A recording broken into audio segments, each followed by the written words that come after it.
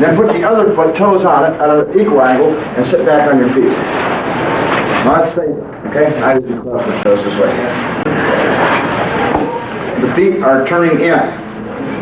Now the standard method for opening class is what? Do you know what it is? I've worked with you pretty much on it, so once you get up here in the end. Okay, just for temporarily. It should really be that up here. But you say, what do you say? Somebody, right. Go down this way. Okay, and then what? The shinny, right. Okay, then we do this way. Okay, then everybody bows to me. Okay, then we bow again. Okay. It's very simple. The first people, you bow to the front, that means everybody up here. The second time, you bow, everybody bows to me, or whoever Cincinnati, or whatever the title is. That's done every time. Okay, then we generally stretch. Now today we're going to we're going to use yoga before and after all stretching, all classes. And I'll give you a big lecture on it later, but let's just run through it so we shake hands up, okay? And this is very important for you, and I'll explain exactly why we're doing it today. First off, let's just put your hands on like this, and try to maintain a real slow, even breathing, deep in and deep out, okay? And right now, just arch your back like a cat. Put your stomach up. And let it down. Bring your stomach up again. I like to get on my fingertips somehow. That wasn't too good. Arch your back. Bring your stomach in. Let your body down. Now lay flat on the floor. Okay, from this position, this is called Dr. Cobra, and you bring your upper body off the floor without using your hands. Just keep yourself from rocking. Bring your upper body, the front part of your body off the floor. Don't use your hands. Just arch your back. Pull your head up. High. Arch up. As much as you can. Arch your head back. See? It gets that big spine muscles. Okay, we're going to do this very slowly. Okay, put your head down. Put your hands down here. Arch your legs off the floor. Knees completely up. Keep your legs pretty straight. And your knees and thighs should be clean on the floor. Your thighs. Put your head down and lift your thighs. Okay. Put them down. Reach out and grab your feet. Now arching your back and both the thighs and your upper body off the floor.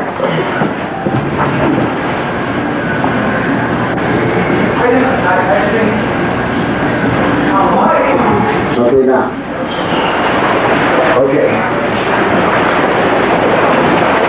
On your back. Now what we're going to do is put shoulders down this way. Just keep your body straight up and put shoulders down. And hands on your below and keep your body as straight as you can.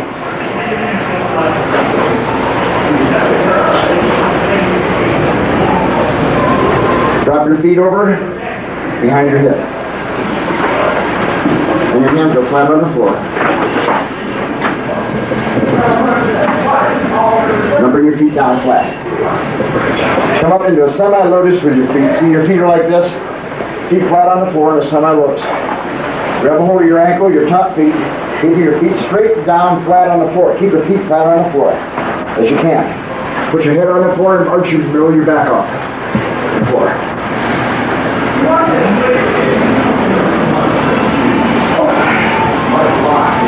Okay, relax. Grab a hold of your feet. Put your feet right under your butt. Grab a hold of your ankles. Put your shoulder, put your chin to your chest, shoulder in the floor, arch your back off.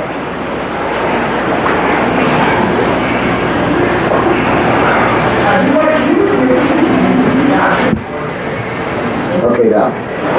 Put your feet straight out in front of you. Bring your right foot up. Put your left foot over it. Press your body and twist.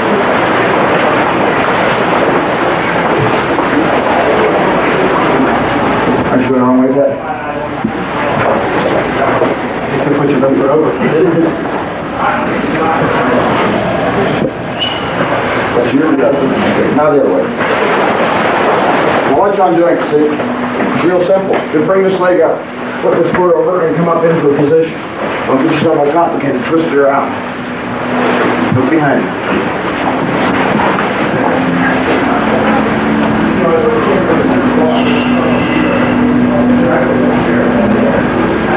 Okay. I'll have a pamphlet on this and with the manual and writing. We already have the thing all drawn and typed. I just can get it produced yet. Put your hands on your heels. Put your head back, arch your body out. A lot of you guys put your hands on your heels, arch your body out. Stick your stomach out. Just A lot of you guys have bad necks and shoulders, and that's really important for you. Hands on heels. Back. Stand up. Lock your hands this way.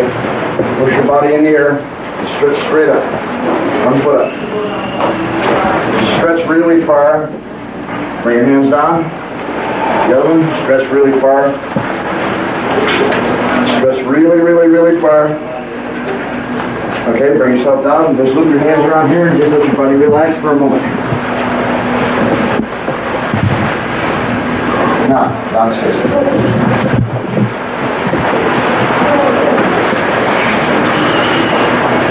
Now I'm just breathing. Breathe in. Then go out this way, right? Breathing. Cruise up.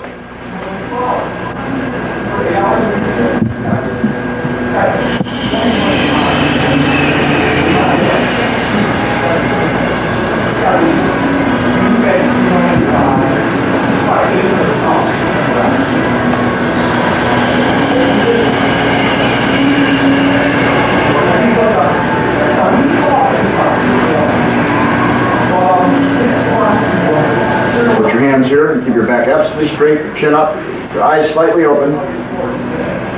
And breathe deeply without moving your shoulders.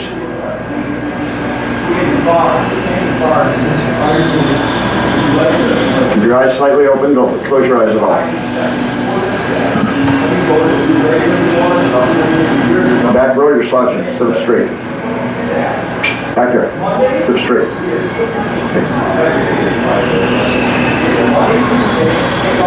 Close your yame, so it's an 8 right. Okay, relax. Now, just turn around and sit down. Get your papers and pads and whatever, I guess.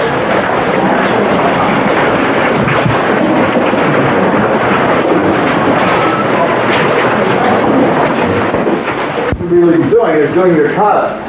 And doing kata in place of your, for warming up. You should warm up through your forms. Beginning students, so we can regiment them, we can have a fundamental method of making them obey. We line them up and do 1, 2, 1, 2, 1, 2, 1, 2. Like putting them in a military camp, right? But for senior people practicing, we don't need that. So the instructors, we don't really recommend to do the 1, 2, 1, 2, 1, 2, 1, 2. It's not important for them. The most important thing is to warm the body up properly, stabilize the spine, get deep spine muscles moving, and then move directly into things that have meaning. So half the time when we're teaching to the students at the beginning level, things don't have any meaning at all. We got to understand that. So some of the things we do are just done because we find it's a method to control the class. Okay. Karate is unique, right?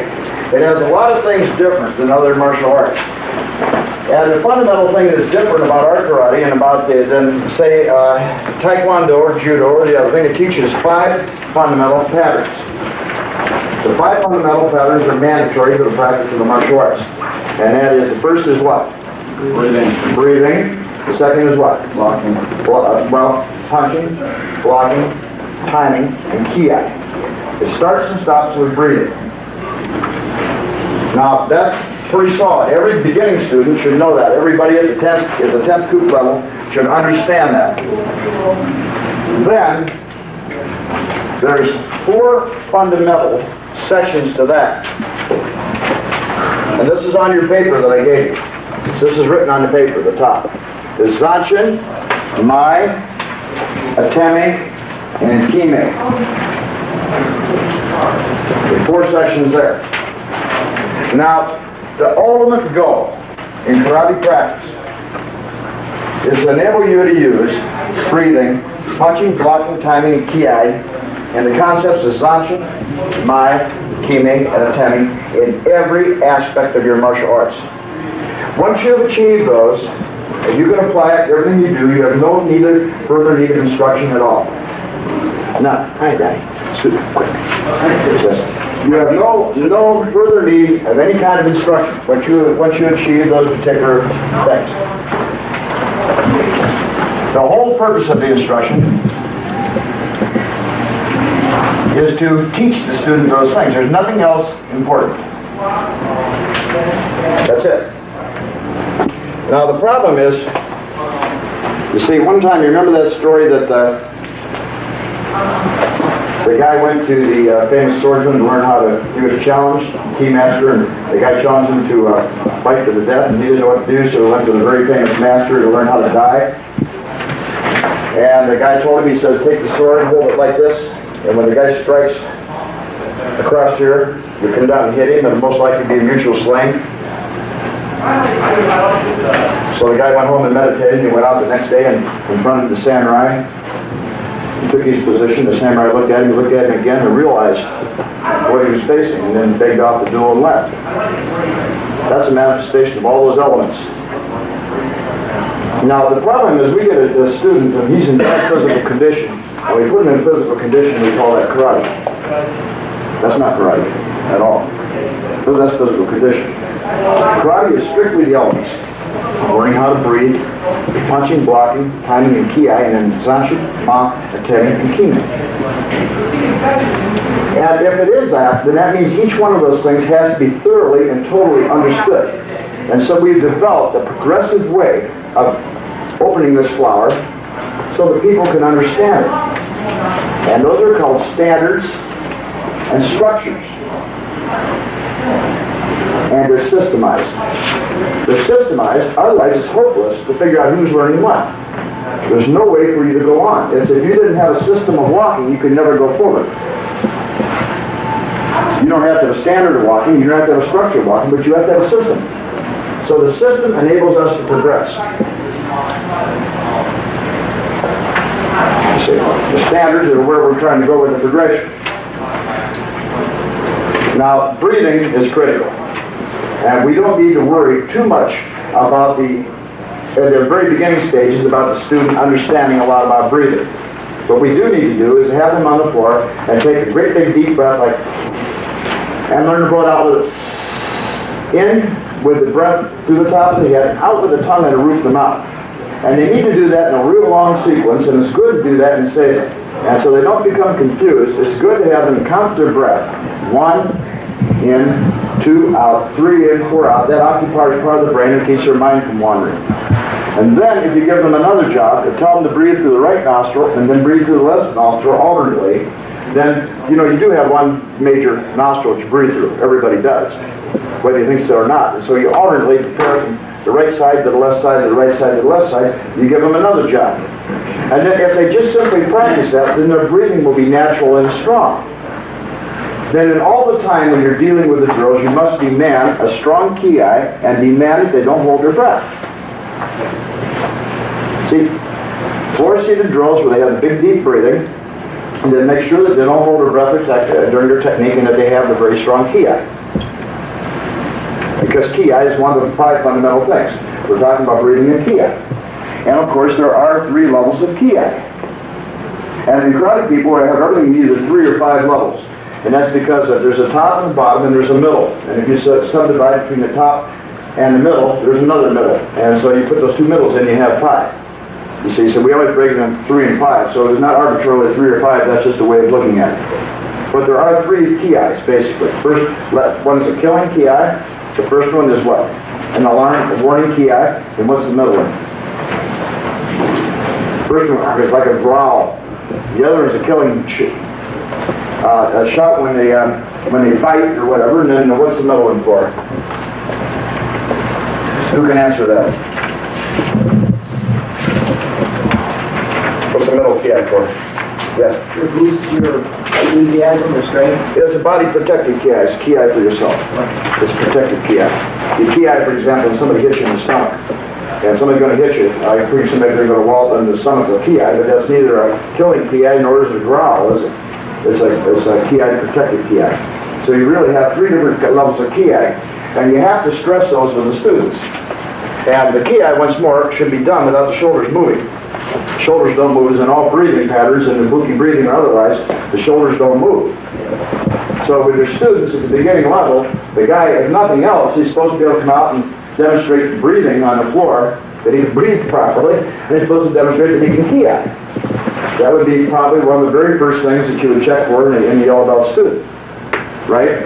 So as instructors, you have to target for that particular thing. So if your ki is bad or your breathing is bad, then of course you have a real problem. If you don't understand as an instructor, your students aren't going to do it. And I would predict that you could take any group of 20 black belts and you find 10 of them that aren't breathing correctly. They all, when they're punching, to hold their breath. And I'd be willing to bet you that if we lined you up and I hit you in the stomach, I bet half of you guys would hold your breath thinking that that would protect your stomach. I can't when I go to hit you, is that right? It's like, you would do that, you go, like that. And I hit you when you were holding your breath. Now you think back, and I'm sure that you would agree that you're probably, a lot of you are actually doing that. And that's totally wrong. That should come out right immediately. And so when students attack, we have them breathe, and they shout when they're attacking. That eliminates the holding the breath. It's a big balloon in here, you know, and you go boom like this, it presses down, pulls up, and presses on all your internal organs and ruptures. So a lot of the really dangers in the body are held by this part being suddenly compressed and this part popping out. You have to have a vent for the air. If the air vent comes from here, it's called a buki breathing. If it comes from here, it's called a gari breathing. It's the difference. One's a deep abdominal breathing, a real deep guttural breathing, the other's almost a type of nasal, click, click, click, as in the goju. You know, they end up this way, they close it up with their epiglottis. Now, if there's any questions as I'm talking on, just hold up your hand. We're going through this. Now, my kime atemi, these are very important things to understand. The atemi is probably the first thing. Atemi means, do you have one of these papers? Did we run out of these papers I had here? What? Do we have any more of these sheets? Bill, or is that it? Do they have a copy out there? No, we don't. You don't? I don't think I have another, Dan. Just grab Patsy and take this. Can I reach back here? Yeah, Dan, come over here, Dan. I didn't expect so many people, to be honest with you. Okay, attending is vital stroke. Ate, A-T-E. Atiwaza. Now, you know the story of karate. Karate came from China, or from actually India into China, and went from China and just now it's wushu. And some other kind of style started up in Okinawa. And started up in, we know about 1200, something like that. Now, and Taekwondo claims it goes back in 2,000 years. If some Taekwondo guy said that he traced his system back to year 20 BC, what would you say? What would your answer be to him? He says, my country's fighting system goes back, you're say, 500 BC. What would you tell him? I'd probably tell me he's a little bit wacko. I don't think so. Well, who doesn't go back that far? I don't know. I can't suggest one nationality that they weren't fighting back in 500 BC. And everybody had their system of fighting. I can't think of anybody who doesn't go back that far. Can you? Can you think of one nationality that doesn't go back to caveman time? I mean, so the Irish had their fighting. Just you know, Taekwondo are lucky enough to give it a name. Karate people give it a name. I don't think they used that name back then. You know, but everybody's had a fighting system. There's never been a difference between, if everybody's had a fighting system, and I suggest the Western fighting systems are better than Eastern, we never lost any wars, did we? I think we were beaten by the Eastern. So then why are we studying karate? What is the technical part of karate? Let's forget about the mental thing now. Why are we studying the physical part of karate? Bear in mind that until, what was the big thing that brought karate to the fore in Japan? Who can tell me? Yes. No, that's later. Secondary. No, in the first place, there's a big argument about what was better than judo or karate. And so they challenged Okinawa to a match. And Uncle Tosu came out, Yasutuni Tosu came out, and he hit this judo man in the solar plexus and with that cold cocking. And consequently, they decided, well, this is pretty good. And they thought karate was fine. They went back to Japan, and the emperor decided that he would like to see karate. So they picked their best man, and they went over and gave a display of karate in Japan. Kima, Furukoshi, these people went over to Japan. And bear in mind, now judo arose because jiu-jitsu became phony, and the people didn't really practice.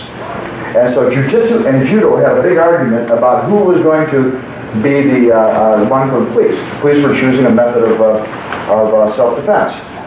And so they, it just so happened the first guy got wiped out, and another guy named Saito threw everybody. And so they realized then that judo was so much better. And judo was divided into what? 3 sections for your exam. First was what? Atemi was striking, vital thrust, throwing, and grappling. And so when Funakoshi went over, they realized this Atemi he was doing was so outstanding, they asked him to stay there and teach Atemi in the Kodokan. And he stayed there and taught Atemi in the Kodokan. Now, all of a sudden Japan's into a war. Now judo's dominant. Then, the one event that made karate the important thing in the world occurred. We won the war and we abolished the practice of judo in Japan. And all the samurai that had all these fighting aspects, they couldn't do judo anymore. They couldn't do anything. They came into karate. It was an Okinawan thing, and they didn't do it as a national thing. They came into karate. And judo was done, and karate emerged. And from karate then, all those people trained at the end of the Korean War, and in fact, at the end of the Second World War, the people from Japan, Junjikro, all the Korean people, went back in to Korea. Some went to China, and they came to the United States, and they went to Europe. All 3 at the same time. All at the same time. And that was the start of karate. Now, at that time, you had Korean karate, European karate, and the American karate, the Japanese karate. It all came about 1950. Before that, it was Okinawa Take. And that's not a very exotic thing. How would you like to be studying American Hand? Or Cleveland Fist or something? Not very exotic. So, we have to bear in mind that the whole thrust of this thing was Atemi. And then later on, they started putting games into it and started kicking. And so then you had a lot of low-level people carrying the techniques to the ridiculous extreme. Now, they didn't realize that these 4 elements of Atemi, Zanshin, Ma, and Kime were the key to karate. Atemi is a vital stroke. If you want to practice Atemi, get a pencil, put a radish on a string, run around, stick pencil through the radish. That's good Atemi. Right? Another Atemi is what? Is when you get a potato, swing it, and put your knuckle through a potato, like this. Atemi is a vital stroke. And so you should hit exactly what you want to hit. Now, it doesn't mean you have to kill somebody, but if I determine I'm going to break his little finger gets broken. I'm going to figure I hit him in the nose is going to get hit. I stick my finger in his eye, it's going to go in. I'll hit the artery here, the finger goes there. If I want to kick him here, it's right here. Atemi is an accurate total placement, and with the exact amount of force and the exact correct selection of weapon. You must select the weapon. And in theory, the smaller the weapon, the better off you are. The smaller the weapon is, the more force you can generate on that thing. But of course, after a while, you get so it won't sustain the load. Like a finger won't take a poke into a body; it'll collapse first. The second, the 4th is not necessarily the best or strongest weapon. Okay, now that's pretty clear, isn't it? So you see that Atemi is vital stroke. And anything that's less than a vital stroke is not recognized as Atemi, and anything that is less than vital, or destroys as an impact destruction, is not part of karate. So if you touch a guy like this, that's not a karate technique, is it? It is not a karate technique. It only is a karate technique when the thing is accurately placed, and if it were continued all the way through, it would have been a vital stroke. You're taking this, right? Okay, I don't have to worry about it. Okay, so this is Atemi. Any questions on what Atemi is? Is hitting a guy in the head with a sledgehammer Atemi? No, sir. Well, sure it is. Certainly, it's a bad stroke. Hitting a guy with a ball bat, hitting a guy with a ball bat in a butt, is that Atemi? No, of course not. Giving a guy a big side kick in the belly when a guy's 6'5", and you're a little guy, and you give him a big side kick in the belly, is that Atemi? No. Touching a guy in the face with your toes, or kicking like this, is that Atemi? No. Of course it isn't. As a matter of fact, roundhousing somebody full power in the stomach, that's not Atemi either. And I won't do it with Phillips. Phillips had the biggest dudes kicking him 50 times in the stomach and never phased him at all. That's not Atemi. Okay, now let's bounce on. Now, Kime. Kime is not focus. There's no such element as focus. Correct. Now bear in mind, these have to be understood and introduced at the very beginning level. They're introduced through simple things. You used to have the guy stand in class, and you say, this is a fist, this is the spot. And bear in mind, I'm going to go back to Atemi for a second. Michael, let me borrow you a second. when it's high, low, low, and middle, you don't go, it isn't 1, 2, and groin. High, low, there's 1, 2, and 3. This is the fourth level. Fourth level. So it's 1, 2, and 3. So you say, okay, this is the point. This is the sternum blow. Boom. This is boom. Now here, this is the teddy right here, right? You don't have the guy punching here, or punching here, or punching here. This has to be right off the bat. So when the guy punches right off the bat, he has to have the attemi. That attemi comes out in a very, very simple action. Is that not true? And this could take place. This could take place in the first lesson. That's why the ability to put your fist, or whatever weapon it is, exactly must be the first thing you teach a student. When a guy does a pseudo, it isn't here, here, here. It's right alongside somebody's ear, or right for the point. That is the first thing. So that's why we have Kwanmukan when somebody, like in my commercial, when he taps, and the guy kicks here. What's that? That's nothing. What if the guy hits here? That's nothing. See, we right off the bat we start getting the accurate point on the body. That must be present from the beginning, and it must be carried all the way through the most complicated form and the most complicated fighting. That must be present all the time. Now, Keenan. I one time had a girl ask me in my class, she said, Mr. Anderson, I have a pretty good punch, but I can't really hit that muscle warrior with a back fist with you ready. It isn't useful. And I said, Keenan, it's three things. Where's our blackboard? You didn't ask me for what, so. Okay, can I write on the wall? I don't think so. Okay. Do anybody have a nice black marking pen of any kind? Yeah, that's good. This is not complicated. Can you see, this is the point here. Can you see the point? Everybody see that? Sure. And this is a guy's head, this is his body, and this is two legs sticking out in the leg. And here's a punch. Okay, now you can all see that, right? Okay, thanks. Here. We can do it this way, this is not a problem. Here's the point target. Here's the arm. Here's his legs. Since now we have a pen, we can do a little better job with the legs. And you have everything coming back. And here's the head, right? You can see that? Sure. Okay, now, how do we get kime from this? Now, kime, of course, is the application of ki, right? We have three focuses. We have the weapon focus, is number one. What's the second focus? Is the hara focus, number two. The hara focuses, right? And what's the third focus? The third focus is the mind focus. The hara, the weapon, and the mind are all three directed to that point of attemi. That's kime.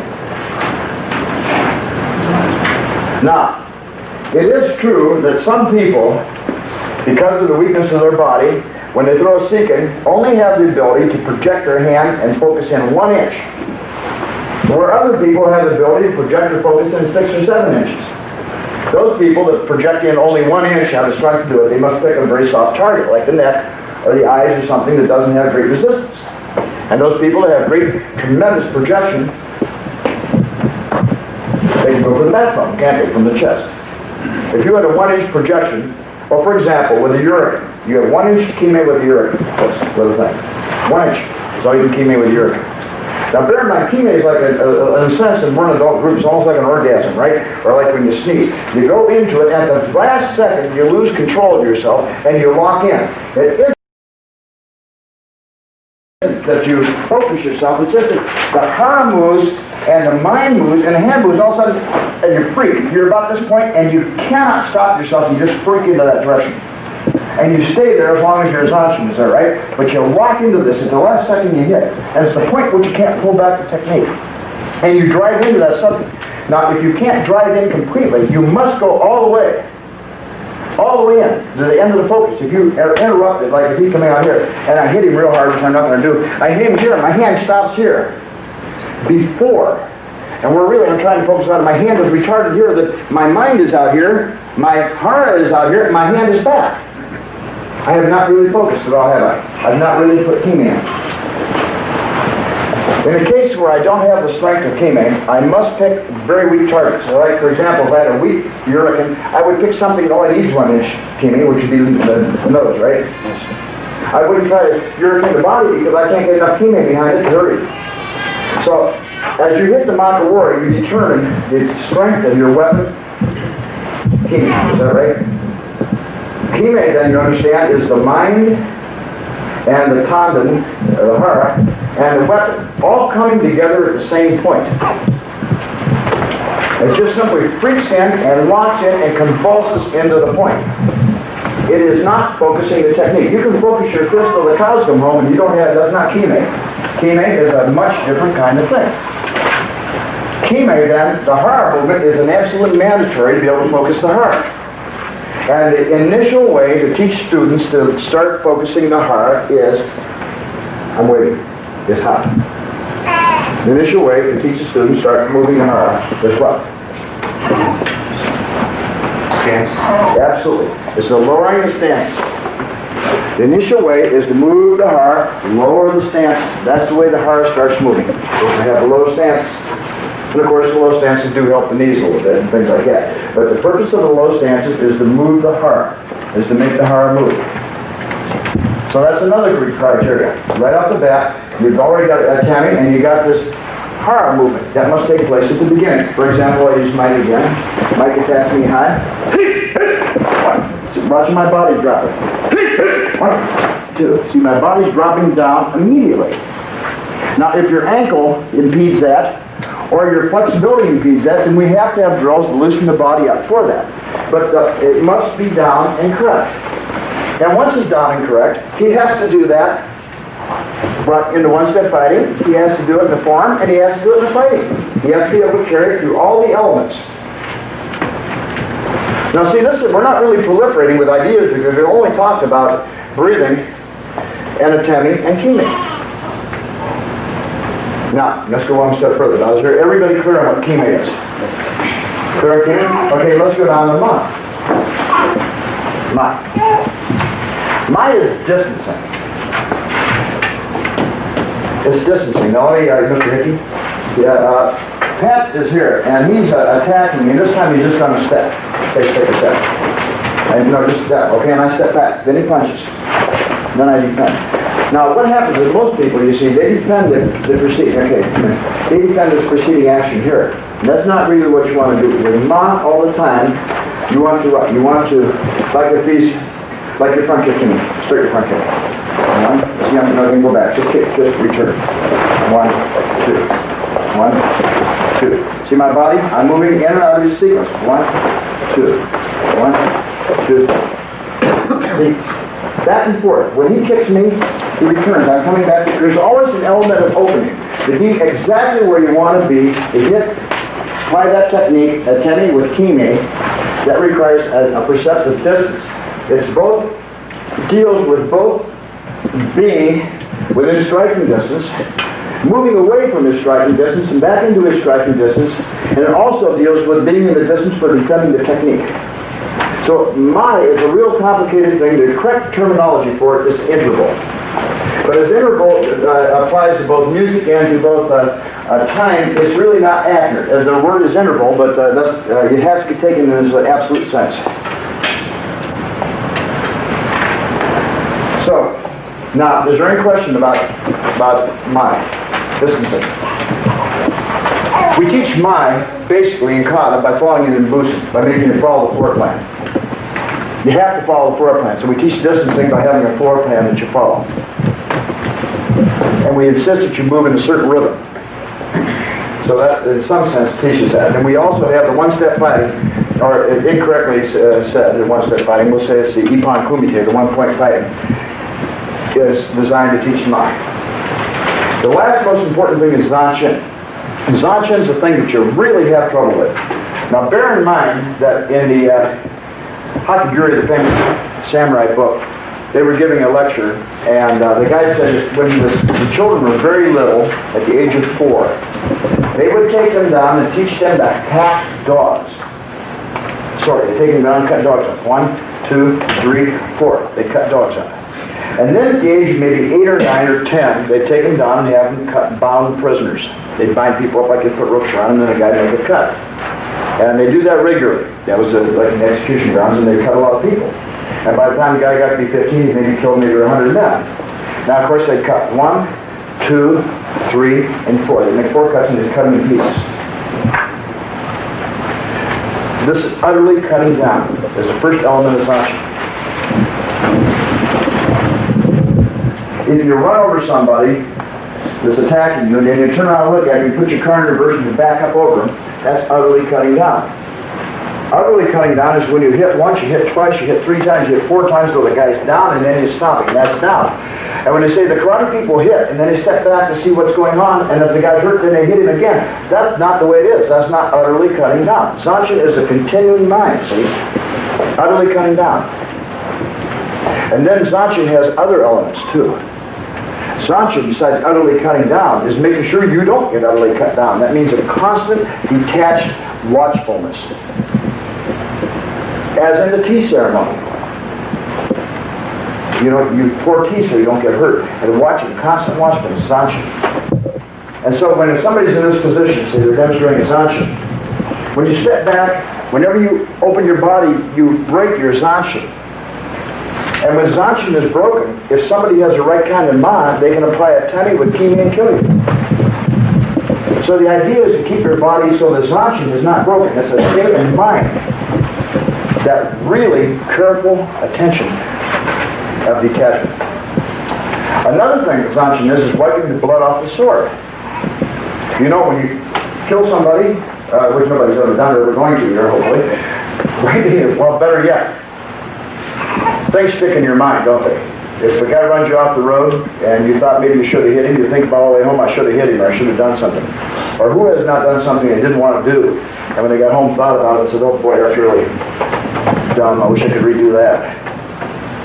Let's see, that idea of the lingering mind, of the idea when the thing is done, you're still thinking about it, the mind is still with it, it's the remaining mind. The mind does not leave the deed.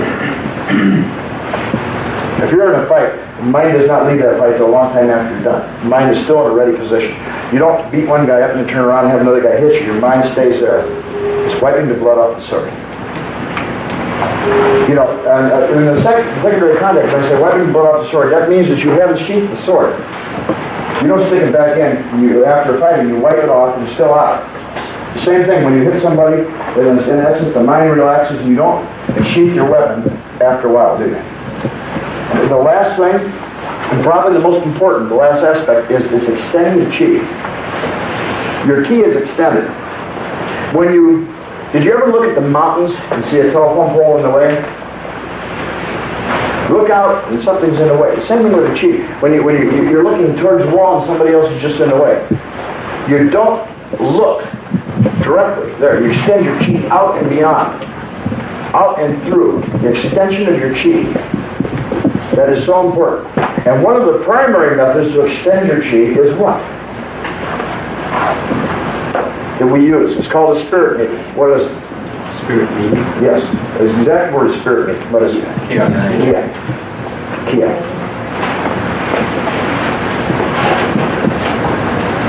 Now, there's a rule of form that says nothing wasted was nothing withheld. So I'm moving forward and I throw a punch and I kia. When there's Zanchin, kimi, and mind, all that kind of thing. How long do I hold it?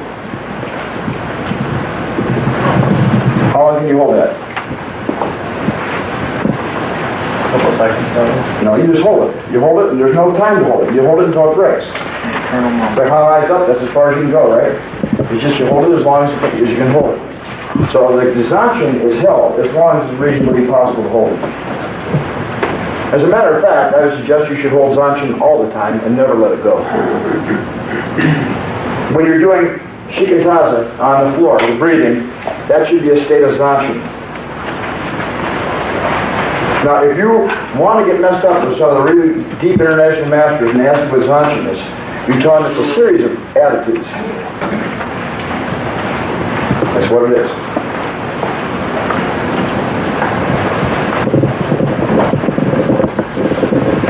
Now you see, all those things have to be present in Zanchin. Now, to show you, we're going to launch, get you off the floor for about 15 minutes here. Where's these mats? Let's just form up in groups, in pairs, okay? And a black person, and you're all passed out the mats over there, correct the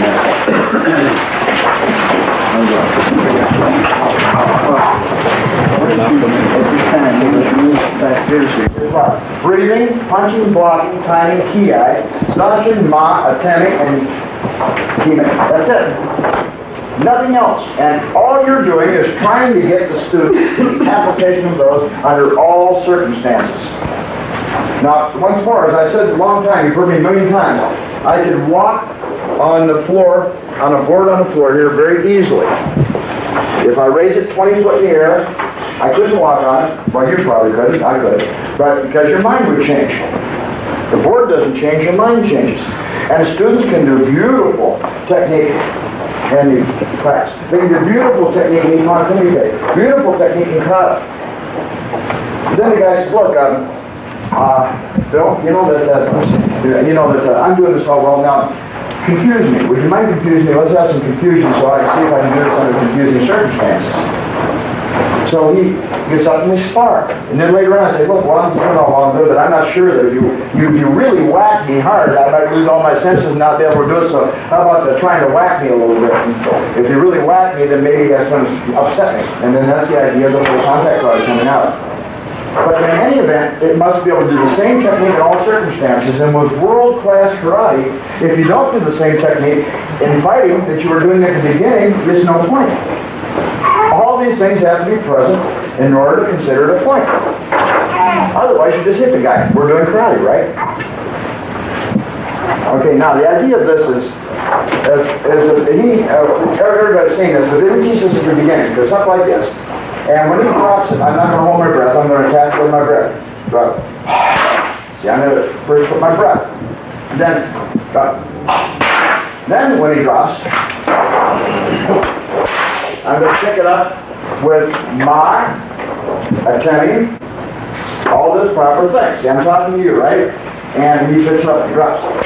I see it's right in front of my sofa. Do it over here. Stand this way. Like this. And we're standing talking. You see my body, see these? Drop. See, I picked up right in front of me the Zanchin, Ma, Atemi, and Kimi, the whole thing. And at a later stage, you could from here, right there. Even insert, like I'm moving here when he drops, I mean, 1, 2. See? The same kind of action. Now this is basically the element. Not only basically this. Kime, Sanchin, Ma, and Atemi. Now, bear in mind that if he drops this up here, and I'm standing in a very cut drop, I'm picking it up here, and of course you can come way back in this position. Pick it up this way too. If I'm sparring with him, and he steps, and he has a very brief spot in the body, I should be able to get that one spot. I should be in position. You can see it'd be if I asked him to hit this, and he was way over there, his ball's wrong, isn't it? And what if I was moving around with like this and I was dropping, and I said, okay, I'm going to drop it whenever I feel like I try to hit it. You see, it'd be very difficult for him to adjust to this. Is that correct? For a very few minutes, stand up, and with your partner, drop the mat. Drop it what? When you drop, hit. Now bear in mind, when I'm breathing, I'm going to listen to my breath. I'm going to breathe and then hit on top of it. This is a fundamental drill.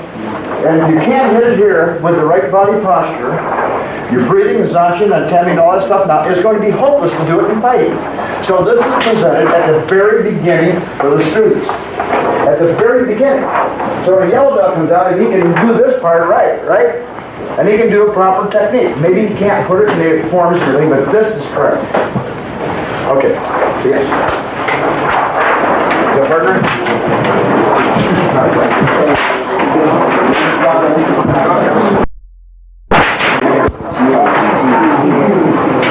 Here, hold this. Oh, yes, sir. Matt. Okay. Drop it. Hold it. Drop it.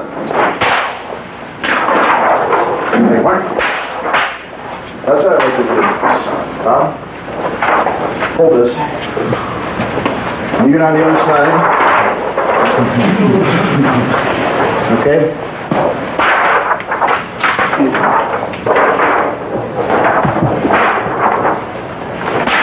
You see what I mean? This is the tummy. We're talking about absolute control. Not sure. Hold it. You hold it and hold the mat up.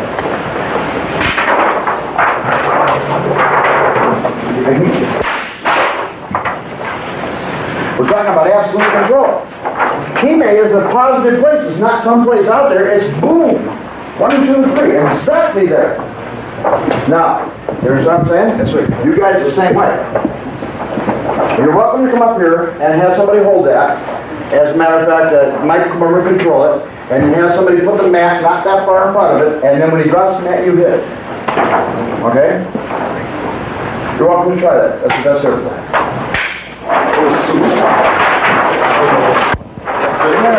However, there are other things interfering with the ability to put a punch out. And but they interfere right from the beginning.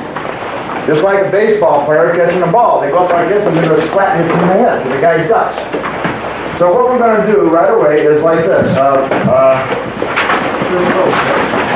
David? Sir. And Duffy? Hunter? Take a back gas. Get close. Close. Okay, now when he punches, they're going to punch simultaneously.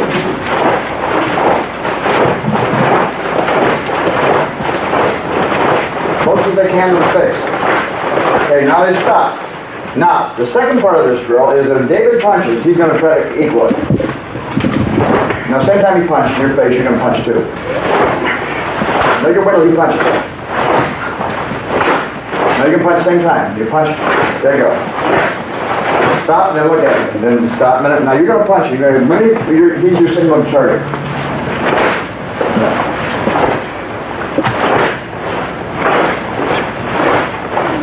You got your hands all right? Okay, now, that's the action. You see that action? Coming real close to the face and setting up. This is for the beginners to overcome the fear of the punching. So you can be put in as one of the requirements so that when the students have a proper punch with a Timmy and Kimi and all that kind of thing, and they can hit the mat, which indicates that they now understand the principle, and then when they do this, what happens? They're not hitting each other, is that right? But they're overcoming the fear of getting somebody hit in the face, of getting hit. That fear destroys all other possibilities. Okay? With your partner, try that for a minute. And if you guys are working with each other, and you know each other, you put up so you're working with people you don't know. See? Now the other thing we're doing, you can't do this while you're moving. So there's two drills that we use like this. I'll pat, and I'll use David on this. They would join hands like this. These are the series of drills, very basic. Hold the hand. Now when he will pull back into a back stance, and you're in a front stance, okay? Okay, now, when he punches, he'll pull back, you'll pull back, and he'll step forward, and punching. Now the hips are going to move cleanly, see? Hips, every time the hips move.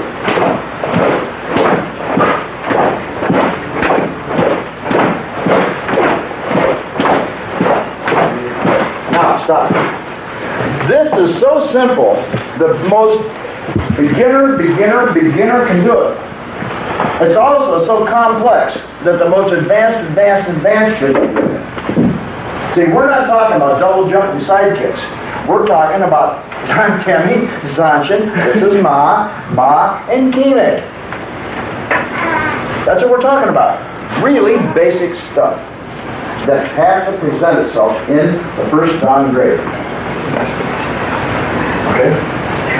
So, try it.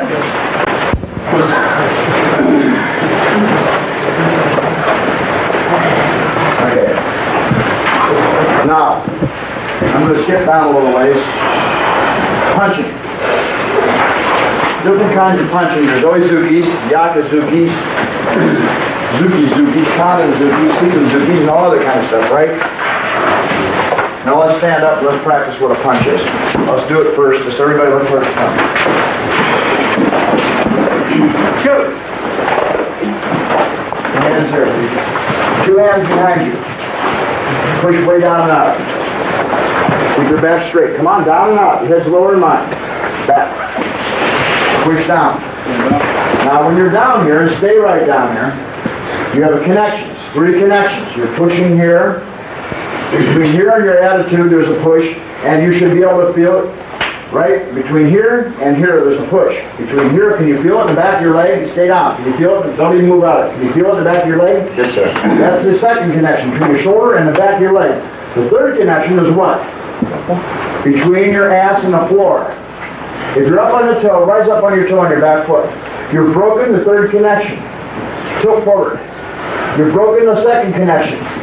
In between here, right? Look the other direction. You've broken the first connection.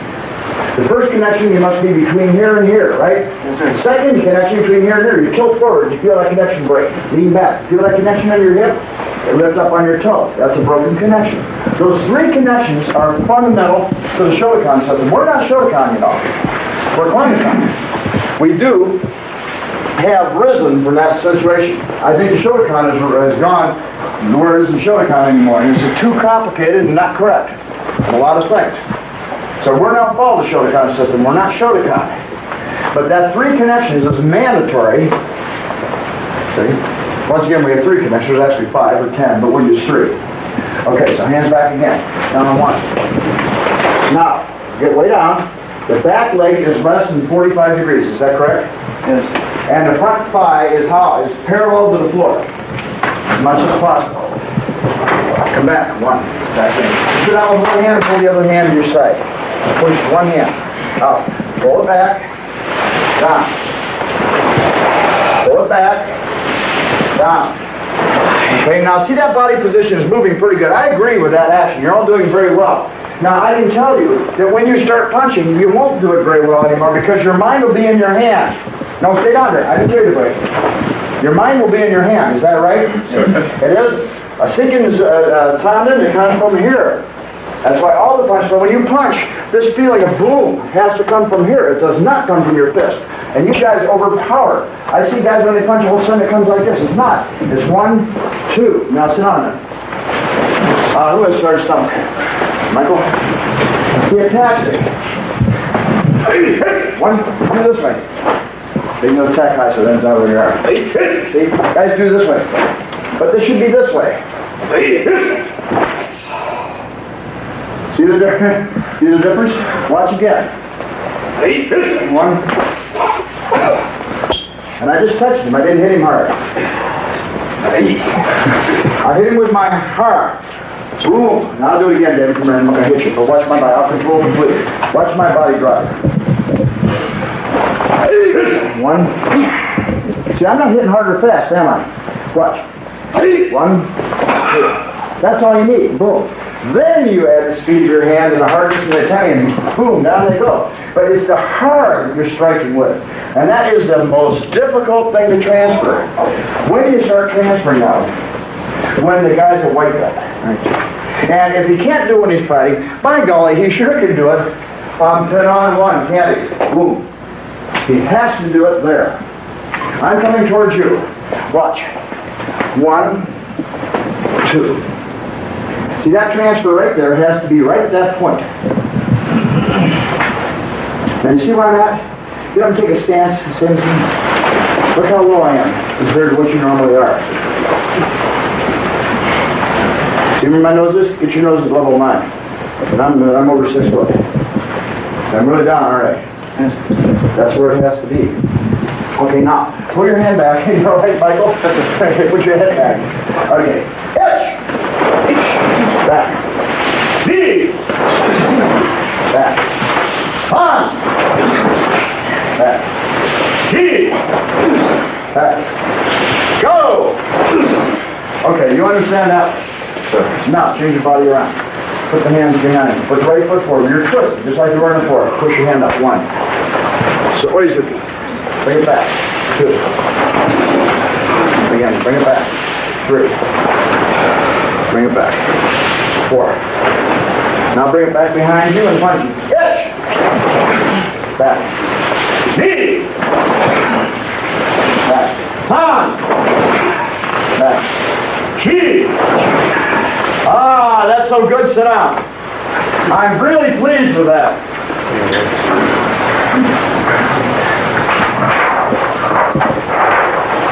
Oh, will you hold this? Yes, sir. hold this right in front of here? Just hold it out like that. Just... Oh no, I'm gonna use you. You're on the other side, hold it right up further. And I'd like you to stand here, just look at that. Hold it right in center. Stand here like this. Bring your hand, 1, 2. See where I'm at? See where that is? So I'd like you, without even getting set up, just to stand here like this. 1, 2.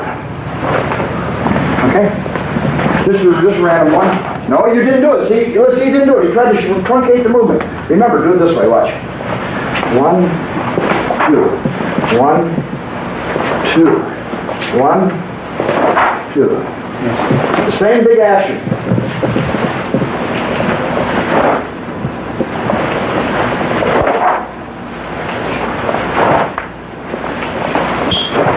Now that's what you should be trying to do on the drop. Watch. Same thing again. Just sit back there. 1. Then just, now you're there. You're going to go from here. Take your position. You're going to drop there. Hit the mat when I drop it. 1.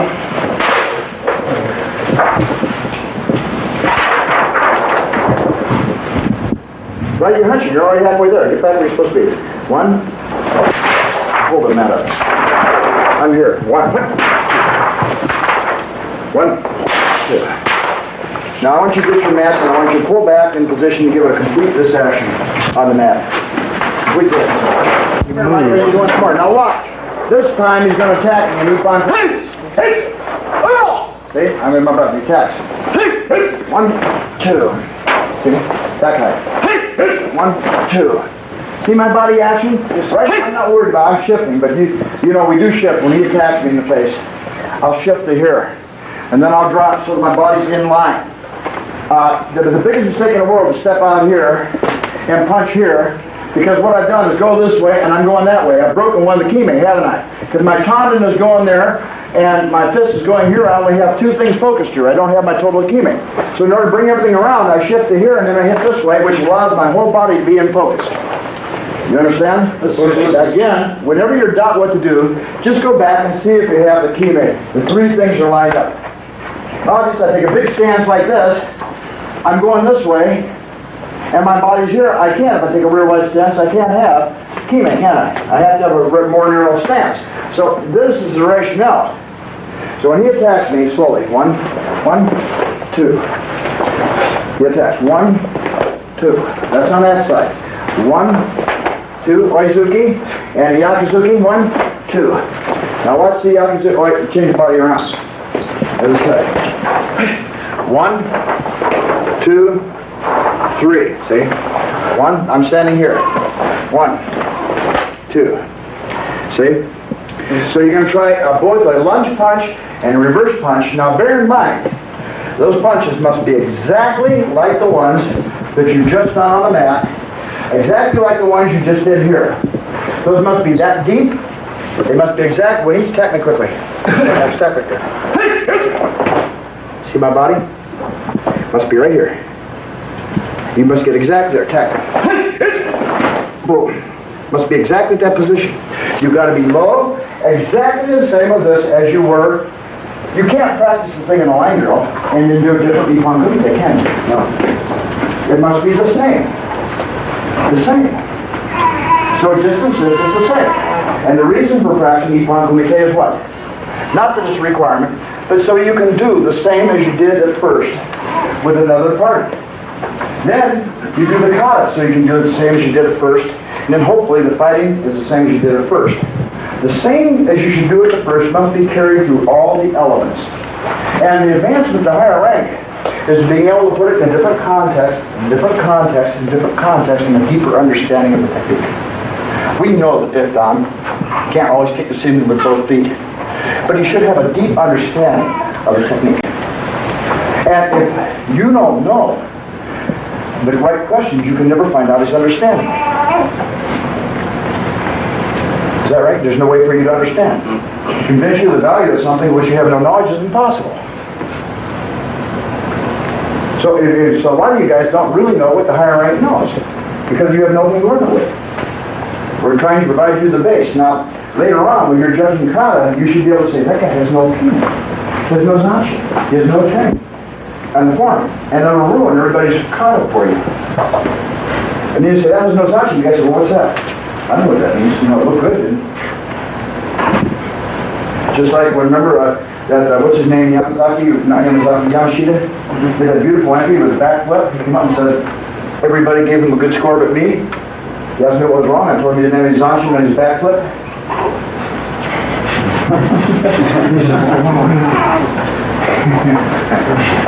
Okay, now, what are you going to be doing what I told you to do? Lunge punch, your team. Lunge punch on the one-step fighting. Your opponent will attack you.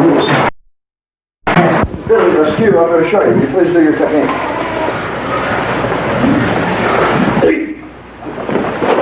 Now, stop right there. His body is going this way. Can you see it? Yes, sir. And he's punching here. Now, he can't have teammate, can he? No, sir. No, sir. Watch what he should do. He should, instead of being, stay right there. Instead of being here, he should be here. See, so instead of standing like this, if I was going to attack him from this position, like this, you attack this way. I would move this way, 1 feet, 2. I come inside on that position, or I just step on him. But, and as you have in the advanced form, you take your technique. Take a step. 1, 2, you catch from here, and then you get moving him over. But from this position, 1, 2. Now technically, I'm going that way, aren't I? And as a matter of fact, you can do it this way. Boom. Okay, you see I'm going that way. You understand what I mean?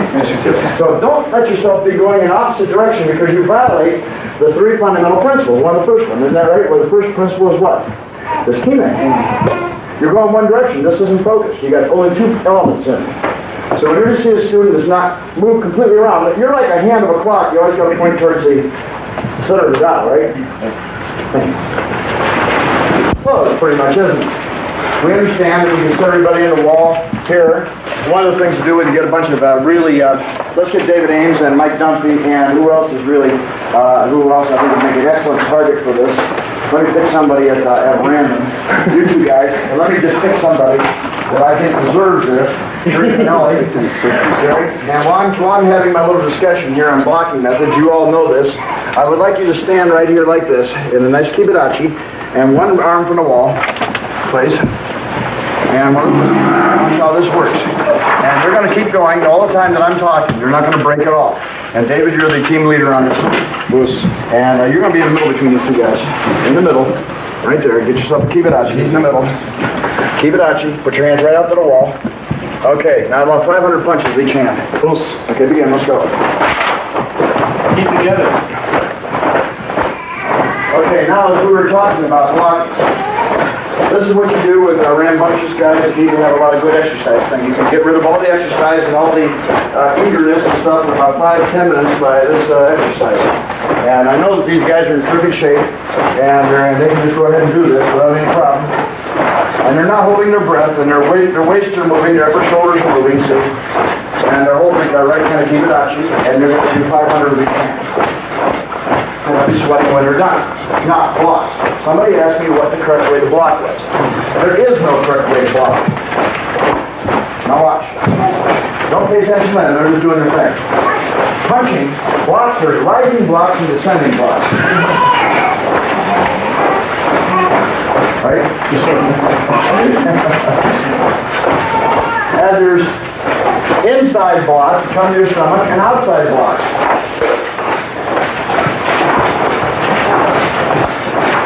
And then there's open hand blocks and closed hand blocks. And there's inner forearm blocks and outer forearm blocks. So I could say it was a rising.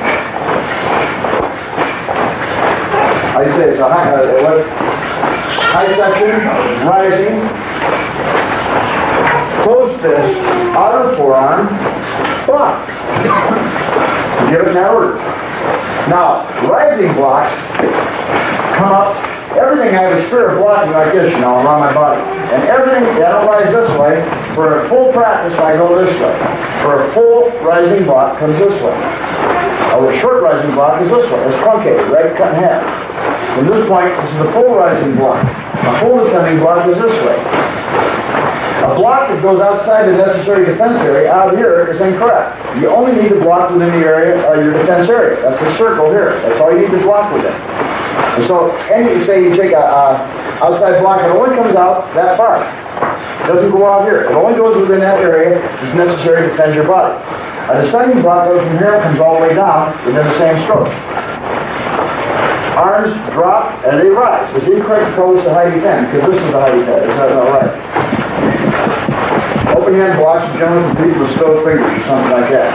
If you got a bad hand, you can't make a fist, you generally keep an open hand. At the beginning level, it's better to keep them closed. But with blocking, what is the primary key to blocking? At the beginning level, what's necessary? Timing the block. Well, that's necessary. Timing is always necessary. We'll go beyond that. What's important? What must you make sure that the beginning students do on all blocks? Beginning block, yes. Make sure Their hands are closed, that's one thing. The second thing is block. The basic block, remember, is this one, right? This one, and this one. The four basic blocks. Inside, outside, and high rising and descending. I was going to say, Well, three star is important too, what? to keep within your area. I mean, the block should... Well, that's important too, but that's not what I'm looking for. Michael, what is it? Positioning. Both hands must operate totally. Bang.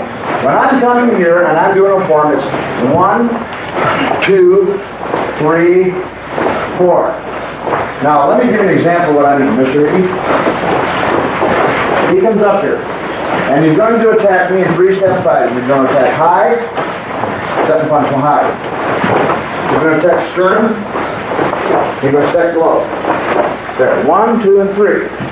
Now, say that I'm doing this way. 1, 2, 3. In every case, I must be complete block. Is that correct? 1, 2. I must be total and complete. This is one series of 3. We change the 3-step fighting completely. 3-step fighting can be any series like this that you want to do. This would be 1, 1, 2, 3.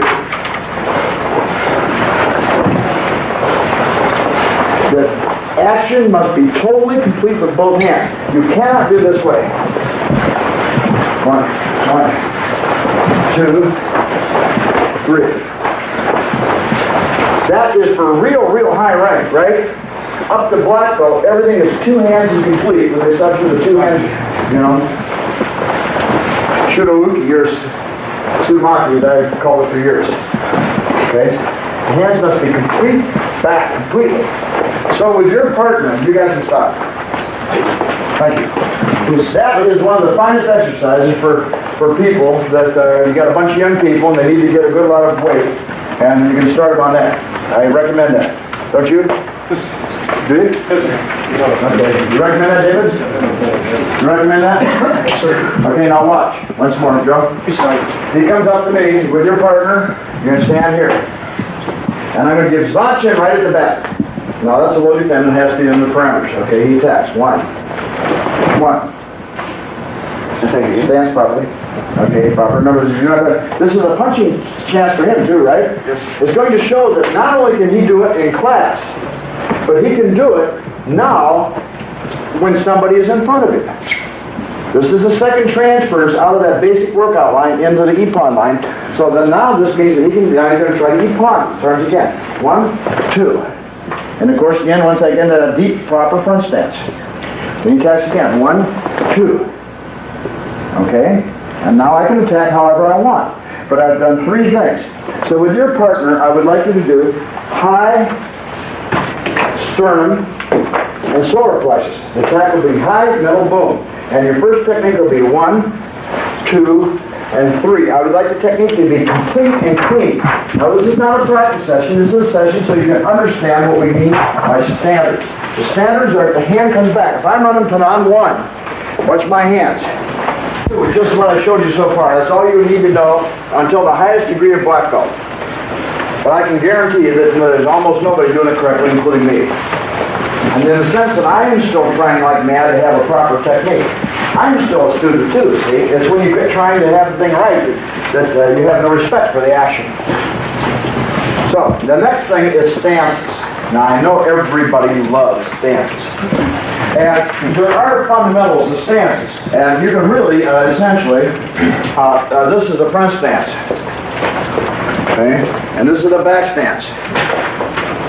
And this is a side stance. Right? This is a one-footed stance. This is a hip-scratching stance. You got that, you know? But there's some fundamentals for stances. And so you understand the stances pull at the knees. They make you feel like your knees are falling off. And of course, they usually don't. They're pretty well tested. Even the guys with bad knees don't lose their knees. So we're going to stand up and take a position. Or eat your candy bars you contain. Those are really good energy bars by a thing from our store. Those Rich Life Energy. And they just said, what do they cost, Carol? 50 cents. Okay, stand up. And put your feet exactly 1 foot apart. Straight ahead. Straight ahead. Okay? Now, watch. Just following me. Put your head below mine. Down you go. Your back absolutely straight. Absolutely straight. Don't let your knees go out or anything else. Keep your back straight. Completely straight. You're bow-legged. Now I'm going to go by and point out the bow-legged people. You're spreading your legs. Your feet are out like this. Put your legs directly to the front and go down like this. Now sit down so you can see how it's supposed to look. Just right. Can you see? Look. From the front it looks like this. My feet are this way. I'm going down this way. I'm not going down like this or like that. Watch my body sideways.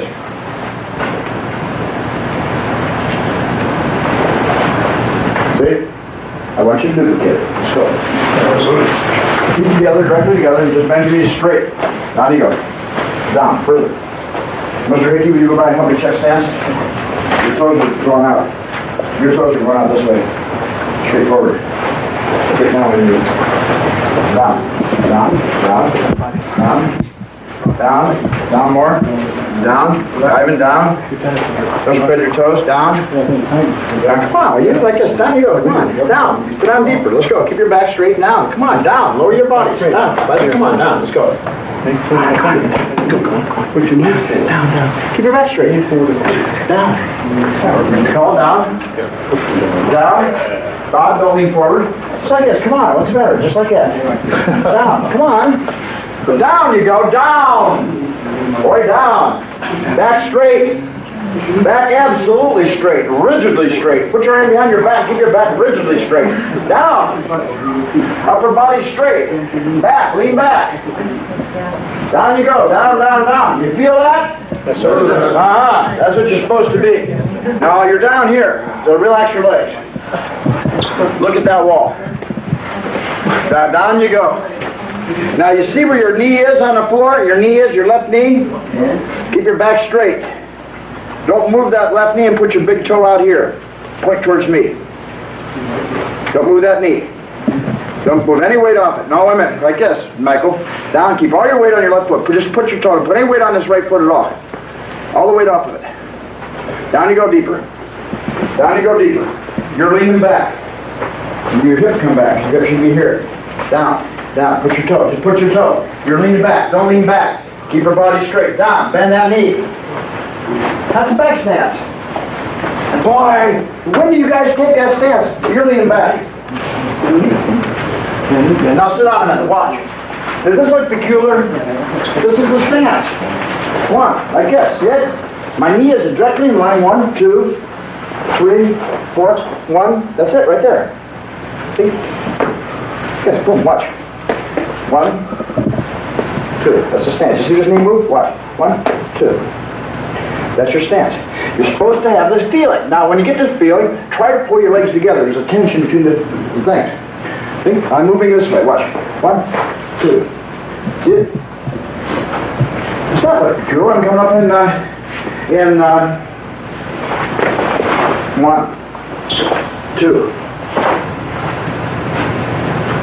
There's no God, does it? See? Bend that leg. My hips are this way. 1, 2. See it?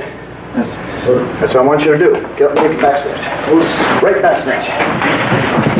Well, right there, left back stance. So you're doing that way. Now, the knee is bent. The knee must bend, your butt, you're leaning back. Bend it up, bend the knee. Your knee is not bent. The knee is bent. How far is it bent? Like Mr. Hickey. See how far it's bent? Bend it way down. I like, that's right, way down. Bend that back leg. Get the butt right over the foot. Down further. Don't turn the back toes backwards as a crutch. Now that, my friends, is a back stance. Now, come back here. You're here this way. As you step forward here. With your hands ready for a double knife to pen. With double knife to pen, drop into that stance. You see that? Like this. 1, 2. 1, 2. Now your knee is way back behind you. Initially, the knee is right under you and the leg is bent so far that you can literally squat on that leg. How far can you bend that knee? Mr. Hickey, will you come up here and take that stance? And everybody, get a big circle right around Mr. Hickey. Right in the middle. Take stance up. Take a back stance on one side, whichever you want. Okay, now you guys all copy that. Right to the feet. Let's go. Bend that leg. Isn't that an SOB? When did you teach that? Where were you taught that at the beginning? No, you weren't taught that at the beginning. If you did, you wouldn't be having trouble now. My yellow belt's having trouble with that. This way, bend the knee and down you go. You got to learn to bend the knees. So then you're going to say that American karate is weak in the knees. Well, probably true, right? Okay, that's fine. Now, now we'll have to pick a victim out here. Let's bring Jeff Ellis. He's a good victim. And Jeff, keep it out. Now, Jeff's keep it out. She's all right. But if I said, Jeff, push your knee back that touches my hand. Push your knee back. Okay, push the other knee back. Push it back. Push. Push. Push. That's the Kibidachi. That's right, you have trouble with that. Now watch. Let me pick somebody random from this. I'll pick Dumpy. Come here, Dumpy. Look that way, take Kibidachi. There's two right, you can't be able to do it that way. Okay, push me up. Push. Push. Push. Push. Push. Push out, you touch my finger. Is that push out? It's a basic Kibidachi. That's the first kind. Kibidachi is different. Now that's a Kibidachi. There's another stance that's like this. The other stance is like this. This is the one you use in the corners. This is the basic core stance. Kibidachi, you start pushing this out. Pushing this out and trying to roll your hips through. So this is a different stance than this. And then this one with the feet out is different altogether. That's the Uchi, right? A different stance. Or Shikidachi. That's a completely different stance. Okay, now let's stand up and take a stance. Put your feet not too wide on this one. Go down like this and then push your knees out. So your shin bone is straight up and down. Put your fingers out like this and try to touch it with your knees. Put your fingers on the back and try to touch it. Push your knees out so it touches it. All right, and then try to rotate your hips through and under. Now for you, that would be like this. Put your finger here, finger on the other side, and try to touch it with your knees. Okay, you feel it? All right, that's a very basic thing. You can put a bow down on the side and do that way. Now, the way I would teach it would be like this, Jeff. Back here. Watch. Come here. I say, okay. Touch. Touch it. Touch it. He's getting there, see? That's the idea. You got the idea from that? Okay, now, no more needs to be said on that. Every karate student should be able to put their ankles forward here, like you are. Put your hands here. Put them here. Scratch if you want. Just sit down. Let's go. Feet, no, come on now. I didn't say that's what just could go down. Your feet are still. Come up here. Put your feet forward. Directly forward. Directly forward. Okay? Don't move your feet. Sit down. Feel that? Feet flat. Yeah. That's part of your training, see? Sit up. Now, front stance you've already got into. Front stance is, watch this foot.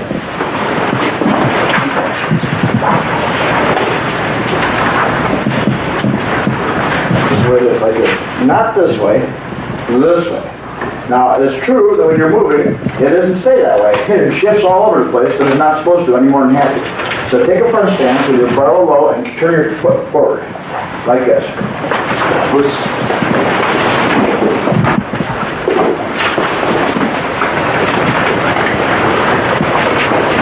Not white stash, almost one foot in front of the other. Can you feel it? You guys, your ankles are out on the side, are making a mistake. Stretch that ankle. Okay. Just stretch your ankle. Okay, that's fine. Sit down. Now, there's 5 areas of practice. Psychological training, Zen and yoga, physical education, art, dance, and kata, police, law enforcement, sport.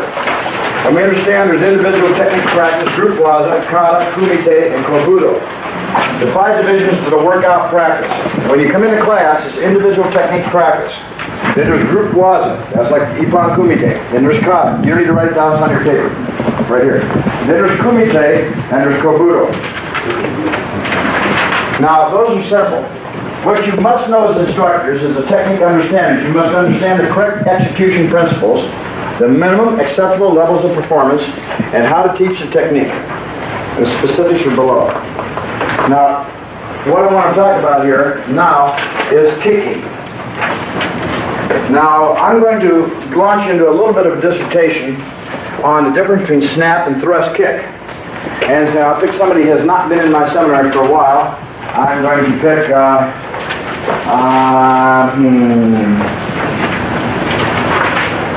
you're a pretty bright guy, Marty. Tell me the difference between a snap and thrust side kick. Well, front snap kick is more of a Side kick.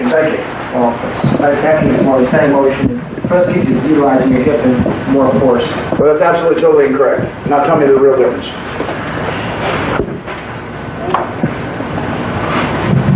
I'd have to say that a snap kick is more of a stunning action.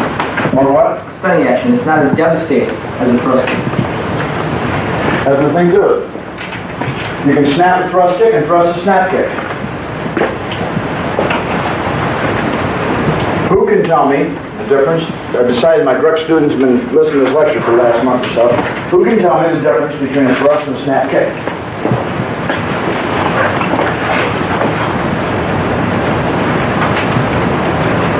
Okay, you come up here.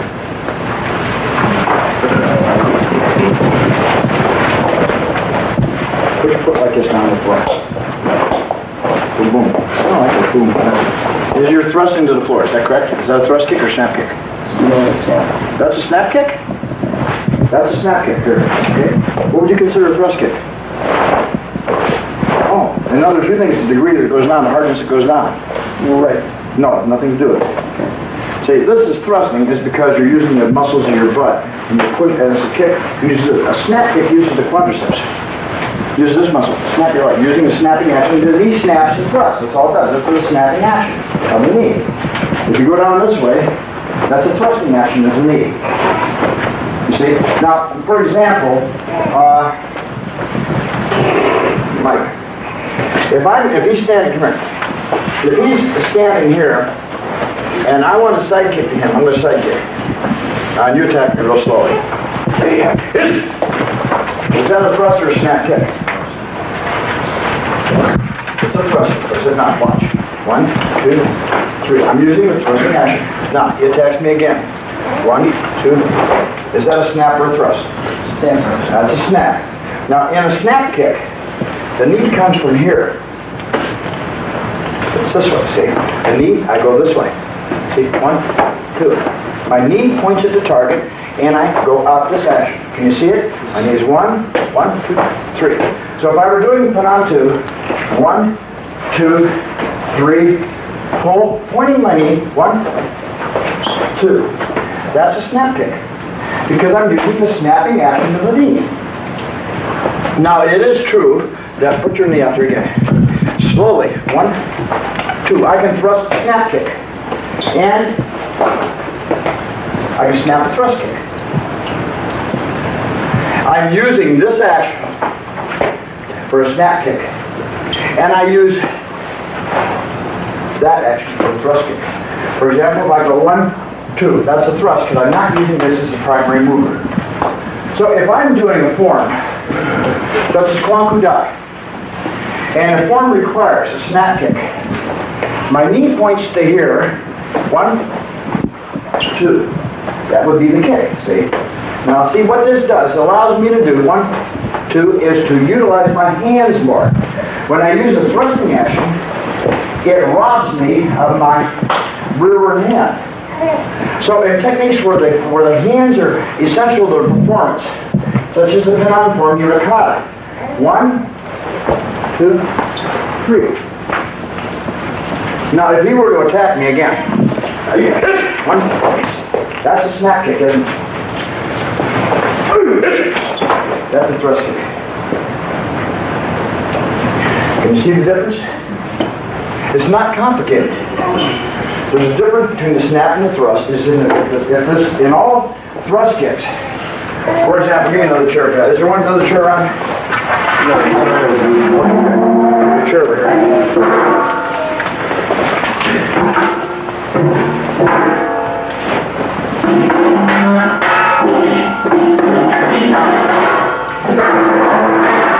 David, what do you, what is your permit? Mike, come here, sit in this chair. Sit in this chair right here. Hold the thing up here. I'll tell you what, let's do it this way temporarily. Hold this up. Now, hold it right here. If David is going to snap kick, he'll pull his foot to here. Bring your foot up, snap, bring it there. Bring it up to there. It's a little too high for him. Then he'll pivot and throw a side kick that way. That's a snap kick. A thrust kick, on the other hand, is to bring his leg to here. Bring his leg up, and to turn over here without his foot crossing, then he'll kick. It's the launch of the kick. When the kick comes from here and it goes pop, do the side kick that way. Now, of course, they generally don't pivot the other foot, just kick straight. That's a snap kick. Side kick, a thrust kick is 1, 2, 3, over. Can you see the difference between the two? So if I bring my foot up and I go like this, what am I going to do in the side kick? Snap. I'm going to snap. If I bring my foot up like this and I turn it from here, what am I going to do? Thrust. That is the differential. The snap kicks use this part of your muscle. Now, because you use this part of the muscle, the opposing part of the muscle is what? Is here. So if you can't do a good snap kick, you got to work on this muscle here. Stretch this muscle out down here. If you can't do a good thrust kick, what do you work on? Here. Here, right, up in here. There's a difference between the two different actions. Complete difference. So forms are done with a snap kick. Now, we're going to, you see obviously now, so we don't have snap and thrust front kicks. There's almost a zilch thrust front kick. If you were attacking me, Michael, attacking me here, watch. That would be a snap front kick. That'd be a thrust front kick. So it is. Those are thrust front kicks. Every other front kick is snap. So let's talk about, snap kick is so prevalent, and everybody teaches front kick, nobody can do one. When's the last time you saw somebody kick the one in a tournament? Now this is a very easy thing to do. Now, I'm going to take a couple guys that haven't done this for a while, haven't done it before, as a matter of fact, and I'm going to pick you. You do this before? Yes, sir. You've this one here, this exercise? Oh, you have? How about you? You have it? Yes. You've done it? Yes. Okay, come on, you do it again. Put your leg here. Put your knee right here on the side of this. Right here, I'll tell you where to put it. Right there. Now put your knee right up on there. Get that way a little more, that way. A little more that way. A little more, that's good, okay? And, Marty Chris can put you up here. You did this, didn't you? You've done this with him? You haven't done this? Oh, you come up. Okay, I'll put you, Marty, you get over there where he is. And you come up here, come on. You have your foot like this. Okay, now put your knee up. We haven't done any stretching at all, right? Put your knee right up there. Right up on the pulse, right there. Okay, guys, I would see 10 fast front kicks with the back foot. Where's your tummy? What's up here? What in the world is up here? As I'm standing here, here's the target place. Just go 10 fastness. Put your knee right on that. Right on that thing. As a matter of fact, put your knee over it. Put your foot over it. There you go. Put your foot over it. Okay, 10 fast front kicks. Let's go. kind of kick is that? Try to stick it. Watch. Watch. See?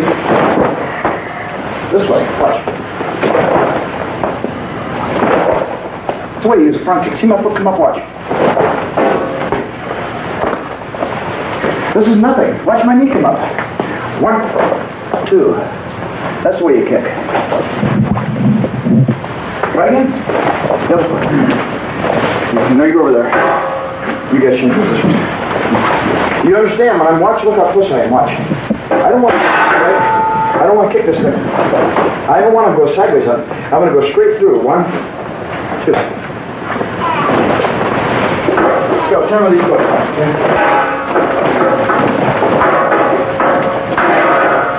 All man can do is kick like a 50-year-old half, you know?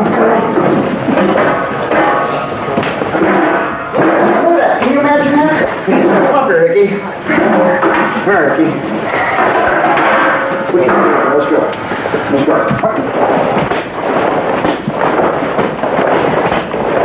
Boom, like that. Let's see. Let's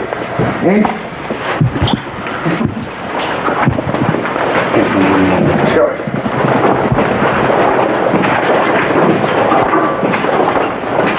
Now bear in mind, when he's targeting, watch, back up a little bit. The target is here, is that right? It's not up into the air. When this foot comes across, 1, 2, that's why it goes boom. Front kicks are used. 1, is the way the kick goes, bam. That's a snap kick. Because you snap it. Now, let's get about 5 guys up front of you two, you, and you, and you, and 5, and you. Stephen, you two up in front. Come on, get right in front. Now you guys are the leaders. Stand right there in front. Guys, get right behind. You two. Okay, now watch. Bring your knees to your chest. What did I tell you? Stand, no, make a big long line. Make a big long line, get your knees up. Now stand up straight. Okay. No, just like this. Stand this way. On the count, you're going to bring your knee to your chest. Is that right? Yes, Itchy! Watch this way. Don't bring it up here. My knee comes up here. See? If I bring it up here, I've lost half my snap. Knee comes this way. These are the drills you should do for training for knees. For itch! Knee! I'm going to sit you down if you don't do it faster. Stop! G! Go! Rock! H! Watch! 2! Shake feet! Touch! Knee! Stop! G! Go! Rock! H! Watch! 2!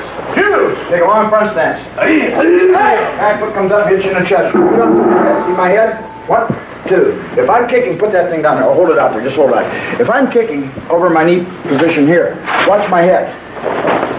My head isn't going up and down. We'll keep in position. Knee. You're bobbing. Sock. Key. Go. Rope. You guys, just put yourself square right on that. Okay? Pitch! Punch! 2! Hit your chest! 2! Change feet! Hey! Get up! Knee! All right, Danny. 1! G! Go! Front! Pitch! Touch! 2! What's the matter? My left knee swollen. Oh, okay, that's good. If your knee's bothering you, sit down. Okay, now, take a real long front stance. Front knee comes up and hits your chest. Knee, get up there. Son, knee, go, one, reach, touch, 2, and feet. Knee, son, chest, knee, go, one, reach, touch, 2, lift your left foot, up, catch, knee, son, key, go, one, reach, touch, 2, touch, knee, son, key, higher, go, root, feet, touch, 2, between feet, 30, 9, 8, 7, 6, 5, 4, 3, 2, 1, 20, 9, 8, 7, 6, 5, 4, 3, 2, 1, 2, 3. Put your feet together. Show me how you can get your knees to your chest by sitting down. Sit down. Right there. Squat. See that position? Stand up. Jump, bring your knees to your chest. Knee. On. Knee. Go. 1. Knee. 1. 2. Okay. That's minimum training for your knees every time you work out. Minimum. Now, when your foot comes out, I'll illustrate 5 different wazas for this. Okay, sit down. And I'll use a donkey. He kicks to me. He kicks. 1, kick. 1, 2, 3. Keep the knee up. Keep the knee up. Don't let it drop. 1. Get up. 1. 1, 2, 1. Okay, we just interrupted that way. Watch again. 1, 2, 3, 4, 5, 6, 7. 1, 2. Number 1 waza. Second waza is this way. He kicks. 1, 2, 1, 2, 1, 2, 1. Say it again. 1, 2, 1, 2, 1, 2, 1. Got that? Let's turn around. Watch it. 1, 2, 1, 2, 1. Okay? Now, next one's like this. Okay, again.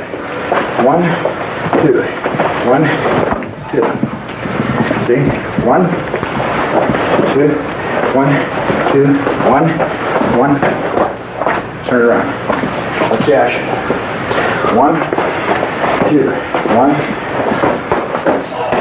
See? There's a little reversal. 1, 1. See how easy that is? Basic front kick practice. You gotta kick, you gotta kick. Don't worry. When you're kicking in this line with each other, there's an element missing. What is it? That's a terrific pop on the end of the kick. You don't when you're kicking. Like he's kicking. Watch, kick. This time, you don't have to have tremendous pop. It isn't important to go bam, bam, bam with the kicks. The important point is what? The knee up, it comes up high enough to clear the table. The knee comes to the chest all the time. In every kick. If I'm roundhousing, watch my knee. My knee comes up. The knee rises. That is critical with the kick. So if you have a student come out and the knee doesn't rise, what are you going to say? You're going to say, Zeus, right? Now, outside of a few sundry things, that's all you really got until you're first down. Requirements for first degree black belt are, and I'll get these to you guys, demonstrate the 3-star exercise with force. Now I'll give an example of what I mean by force. Who knows, who likes to do 3 stars? Who does? You do 3 stars? You do? You? 3 stars? 1, 2, 3, you do that? Oh, yeah. Carol? So, Which price do you want? it's 3 stars. 3 stars. Let's go. Start this way. 1, 2, 1. This way, like this. 1, 2, 3. Let's go. No, inside this arm. 1, 2, 3. Okay. Then you change Yeah, change that. Okay.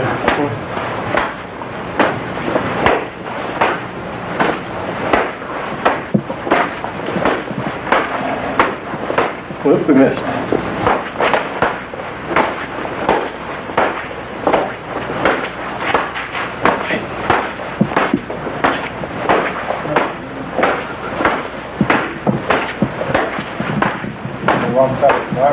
Okay, that's a, now of course, when you're doing this, watch.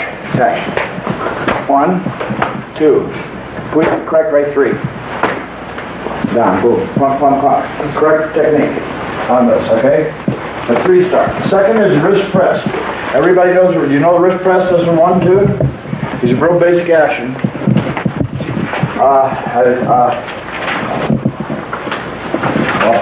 Go ahead, take it off. How do your shoulder pad? You use it.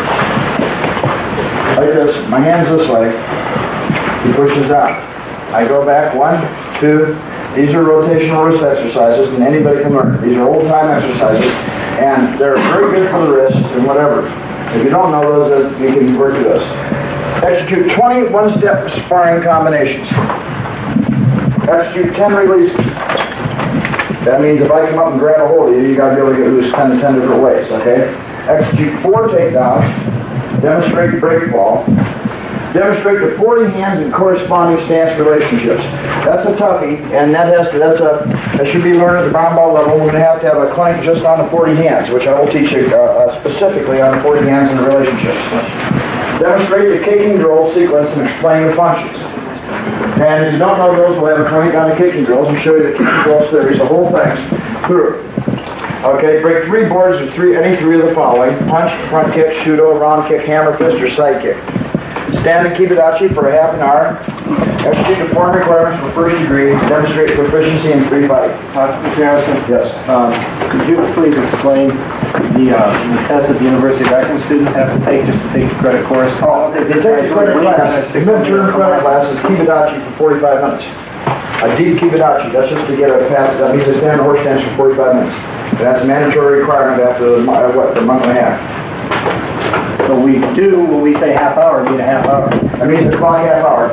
And you don't do that all the time. See, I'm just interested in even break through. If I have a group of 100, I've got hundreds and hundreds and hundreds of white belts that can do it. It's an indication of your stubbornness and your ability to do what you think you can do. You shake and quiver and all that kind of stuff, it doesn't matter. Okay, all forms must be done in fighting speed without error. Forms must correspond to the central dojo. We exclude this practicing. Examiners may require, etc., etc., etc. Unless you pass that test.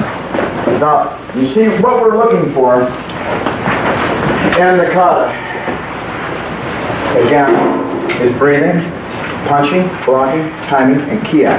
And we're looking for zanchin, ma, atemi, and kimi. That's it. That's all there is. There's nothing else that has to be found there. The specific movement of the pattern, specifically we're using the world union things, and specifically I would say the Shotokan system would be close enough with some variations. We do make some variations in the form. I don't approve of all the things that they do. As a matter of fact, it's hard for the real Shotokan to stand up because there's 3 or 4 of those. Guys study under Funakoshi don't know what they're doing, half of it. Okay. Now,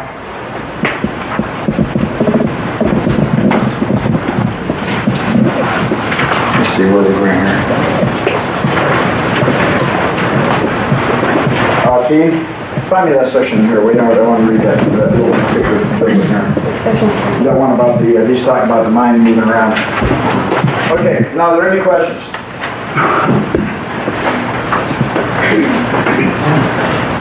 What forms are required for the first degree?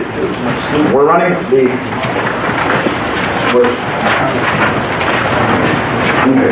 we're running the Panan sets. Is that correct? And the Panan forms are done in a very specific, absolute manner. And all the time, we don't rush the forms, don't put anything fancy in it. Panan 1, when it's run, Panan 2 or any of the forms are just basically 1, 2, 3, 4. 1, 2. We're looking for the double hand action, is that correct? And all the forms. And we're particularly on the Panan 2. 1. These per completely action. 1. All the time those actions complete and total. So the 5 Panan requirements you can almost pull out of the book. Who doesn't know those at all? Everybody knows those, right? The other forms required beyond Panan 1 and 2 should be Chogi 1. Chogi 1 now is not a mandatory cut. What form have we put on to replace that Panan 1? 3 forms. Primarily I would prefer Jian. It's more in keeping with the system. I want you to learn the Chogi form, but the Jian is the most important kata right now for straightening things. We're doing Seifa, Setbai, we're doing Seiyuchin, we're doing Ansu, and we're doing Sochi. And your advanced people are really loose and fast and flighty and stuff like that should be doing Ansu, or some of the more complex forms. The Seifa and the Seiyuchin they're not the same as your Shotokan form. They teach you a little different kind of thing. So some of your body styles aren't suited for some of the real fast moving forward stuff as empty. And so at the black belt level, you should then change the form context. Up until first degree, I would like one major world-class kata, preferably Jian. And I'd like to noun 1, 2, 3, 4, and 5. And I'd like you to do Kwanmukan with a walking knowledge of Kwanmu 2. Now, these are not complicated things. But when you put this stuff together with a test, you have yourself an absolute bear. This is absolutely difficult. You realize we have a lot of ranking black belts here, and there's not very few that do everything absolutely correct. Who in here feels they have all those elements correct?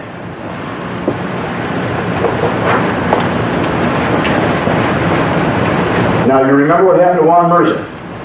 Juan Mirza was from Chicago and student of Giannis, and he told Pat Hickey that he knew all the forms. And they say something like that. He didn't need to test. All he needed to do was to know what to do. What was his words?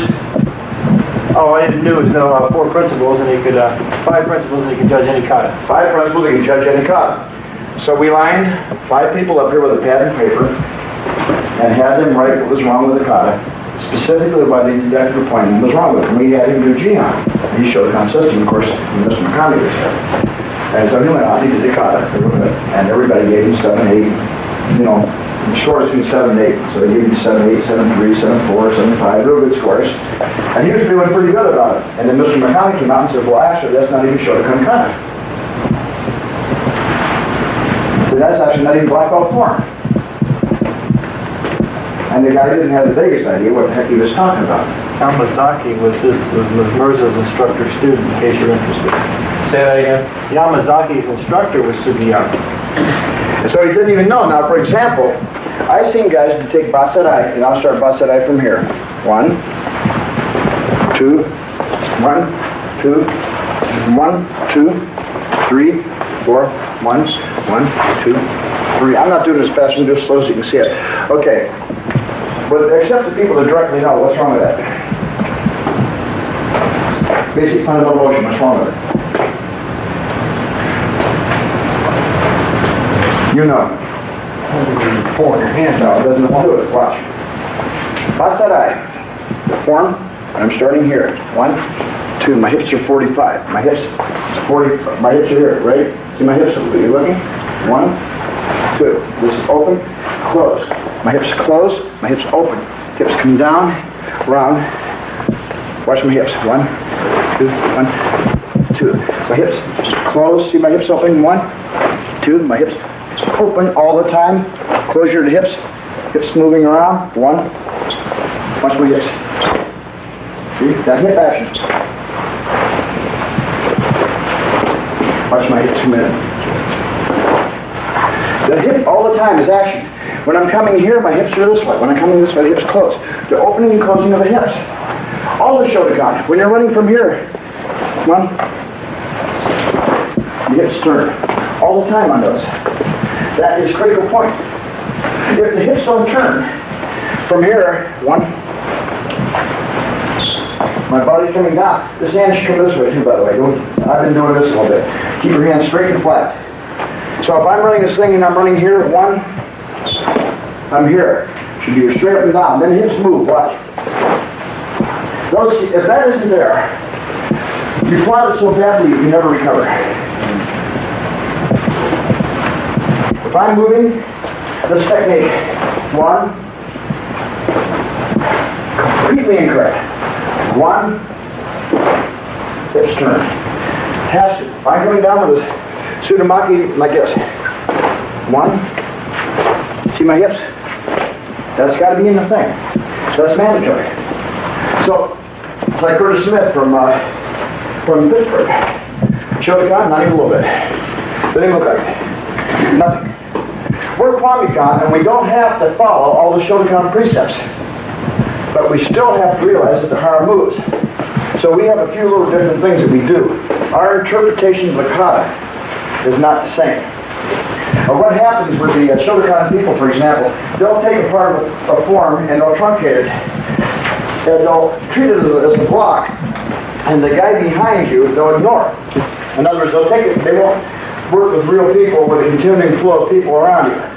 what they'll do is say, well, this is a block, this is this, and then I'll treat that segment, and then I'll have another segment, and have another segment. You may have unkilled people wandering around the floor. You see, which I don't agree with. I think it should be one compatible unit. But there's several other things like that, several rigid things about the kicking, and several things about the joint stressing that I don't approve of.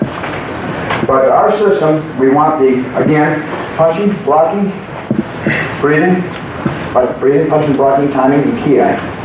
What was mentioned, Sasha, eye, timing, and key. Those have to be there, and they have to be present from the beginning. You must separate snap kick and thrust kick. You must have a complete idea of a yakizuki, reverse punch, and an oizuki. You must have a complete lifting of the knee in technique. And you must be able to put that in fundamental technique, put it in waza, ippon kumite. You must be able to put it in form, and you must be able to put it in sparring. That is what is at the first degree. If somebody comes up and grabs you in 4 or 5 different ways, you must be able to release and get by, and you must be able to fall on the floor. That is up to the first round. Beyond that, it becomes more complicated. There's much more things to do. There's much more extenuating circumstances. But beyond this right now, are there any questions to hear? Nobody has any.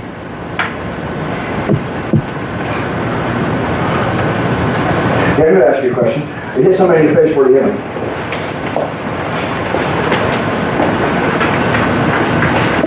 Who's first asking? That's the Timmy, isn't it?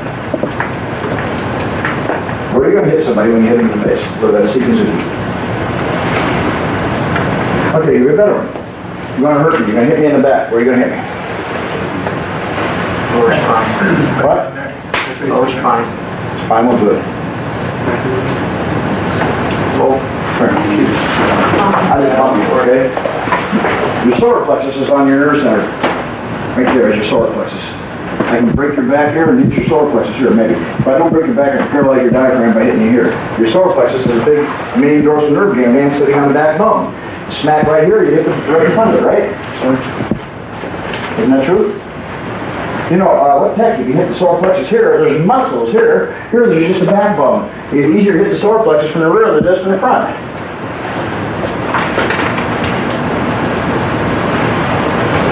The kidneys here. Spleens here. Coccyx is here. This is a bad boy. Now, if you were to hit me in the face, watch. If I were to hit him in the face, there's 2 things you do. One is you crank the neck this way, so you get it this way. And the second thing is you hit here. Spot right there. That collapses. Right there. Yeah, so this is where this is, you know, the Hanji. Turn that to the side, sir. Yes. Right here. Right here. That bone right there. Let's go boom. So most of the hits you faced are this way. That's a nasal cavity. Now, if he were strangling me, I would go boom. That's all you need to do. You don't need to go wham. You go bam. See, that's enough. Just like that, that's enough. You don't need any more. The Temi sometimes doesn't have to be that resounding seeking. The reason you use the seeking so much is so you get in the habit of moving this heart. Because then all kinds of other techniques that we would do in second degree, such as your Aikido and Kenka techniques, can come out if you're using move the heart. If you don't move the heart, then further development is impossible. So the real purpose of using the seeking so much is to move the heart. The little short left are what you use when you hit people in the head. So when you're talking about a Temi, you're having a whole range of understanding human anatomy. We do know there's a big vein running down the neck, and if I poke it here, I can squeeze against the bone and fracture it. We also know there's a big vein running down the backbone. We break that, if he's breathing in, we can kill somebody. We understand that. We know the spleen's here. So when Joe's attacking me, and I was doing pretty basic one step attack. If I'm going to kick, right there it's going to be. Exactly there. No place else. Where did I hit you? Right there. Yeah, okay. Right in. Exactly that place. I want to get him right there. Isn't that right? So everything you do is right on the money. Anatomically correct. And using the correct weapon. That is also a part of it. Now, you know, that's not hard to figure that out. You just pick a book up and read it and say, this is this. And if you're teaching it, you will have that so easy. Right? Okay, what time is it? Okay, we got some other stuff to talk about.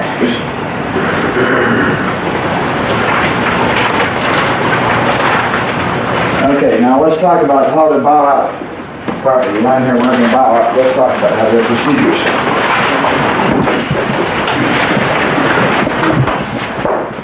I'm going to have this get your little dress right. Come on, let's go. Face me. Put your mask on the mat. Now, it's a very standard procedure. Now, you guys stand to the side and put 3 people on the mat, and I'll have, I'll put, let's put, Mr. Bonacci up here in the center. He's a census commander. Okay, you guys, get 3 guys. I did 1, 2, 3. Anybody, 3 guys on the mat, and everybody stay off the mat.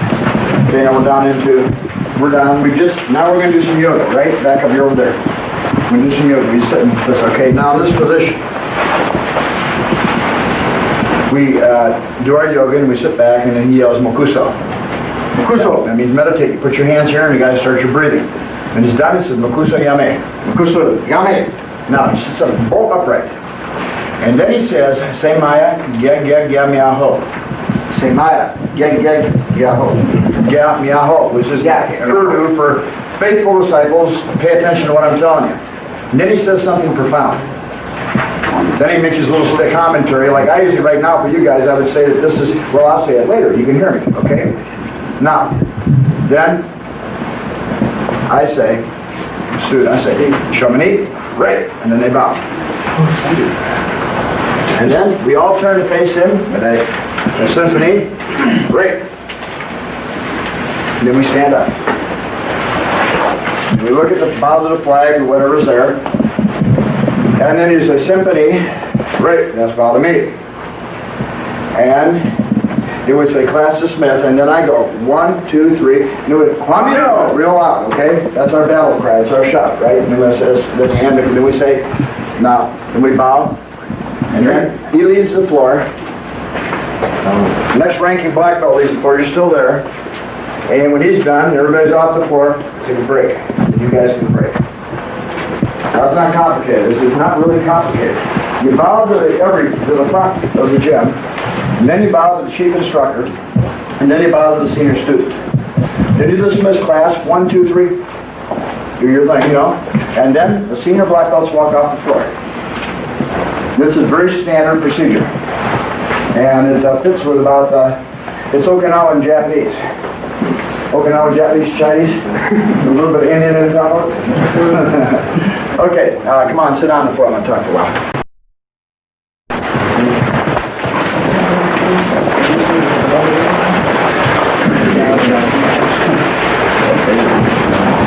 Now, you know, the Kwanmukan is a very humble group of people. One thing is, I'm not far removed from a student, so I can't be anything but very humble. But we have real lousy PR. You know, without blowing my own horn, I'm probably the most significant. We've accomplished more, and I've got more titles than anybody in the United States now. We have more complicated things, everything else, yet I'm not in the Hall. I'm not even in the Hall of Fame of Sonoma County. Okay? We have some of the really great fighters in here. Like, how many of you guys know Phil Warren? One of the legendary fighters. And, you know, you know, we don't toot our own horn at all. Really at all. What we're doing is, you know, you Bushido Award winner USK and you Bushido Award winner USK, we got champions in here, you know. And the thing is, the United States team member, Mike is now United States national team. Bob Saul is gold medal winning coach. You know, the thing is that I think that we don't have good PR. Because we've always been interested in practicing and studying.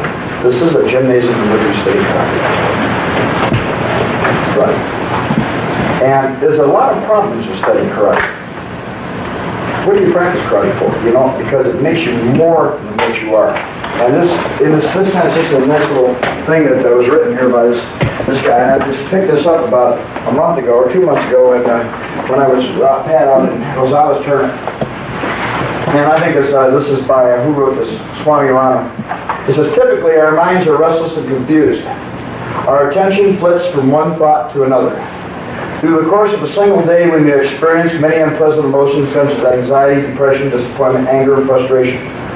We are pulled here and there by the many desires which we have. We are easily distracted and find it difficult to find a center of equilibrium. There is scarcely a chance to find rest and renewal.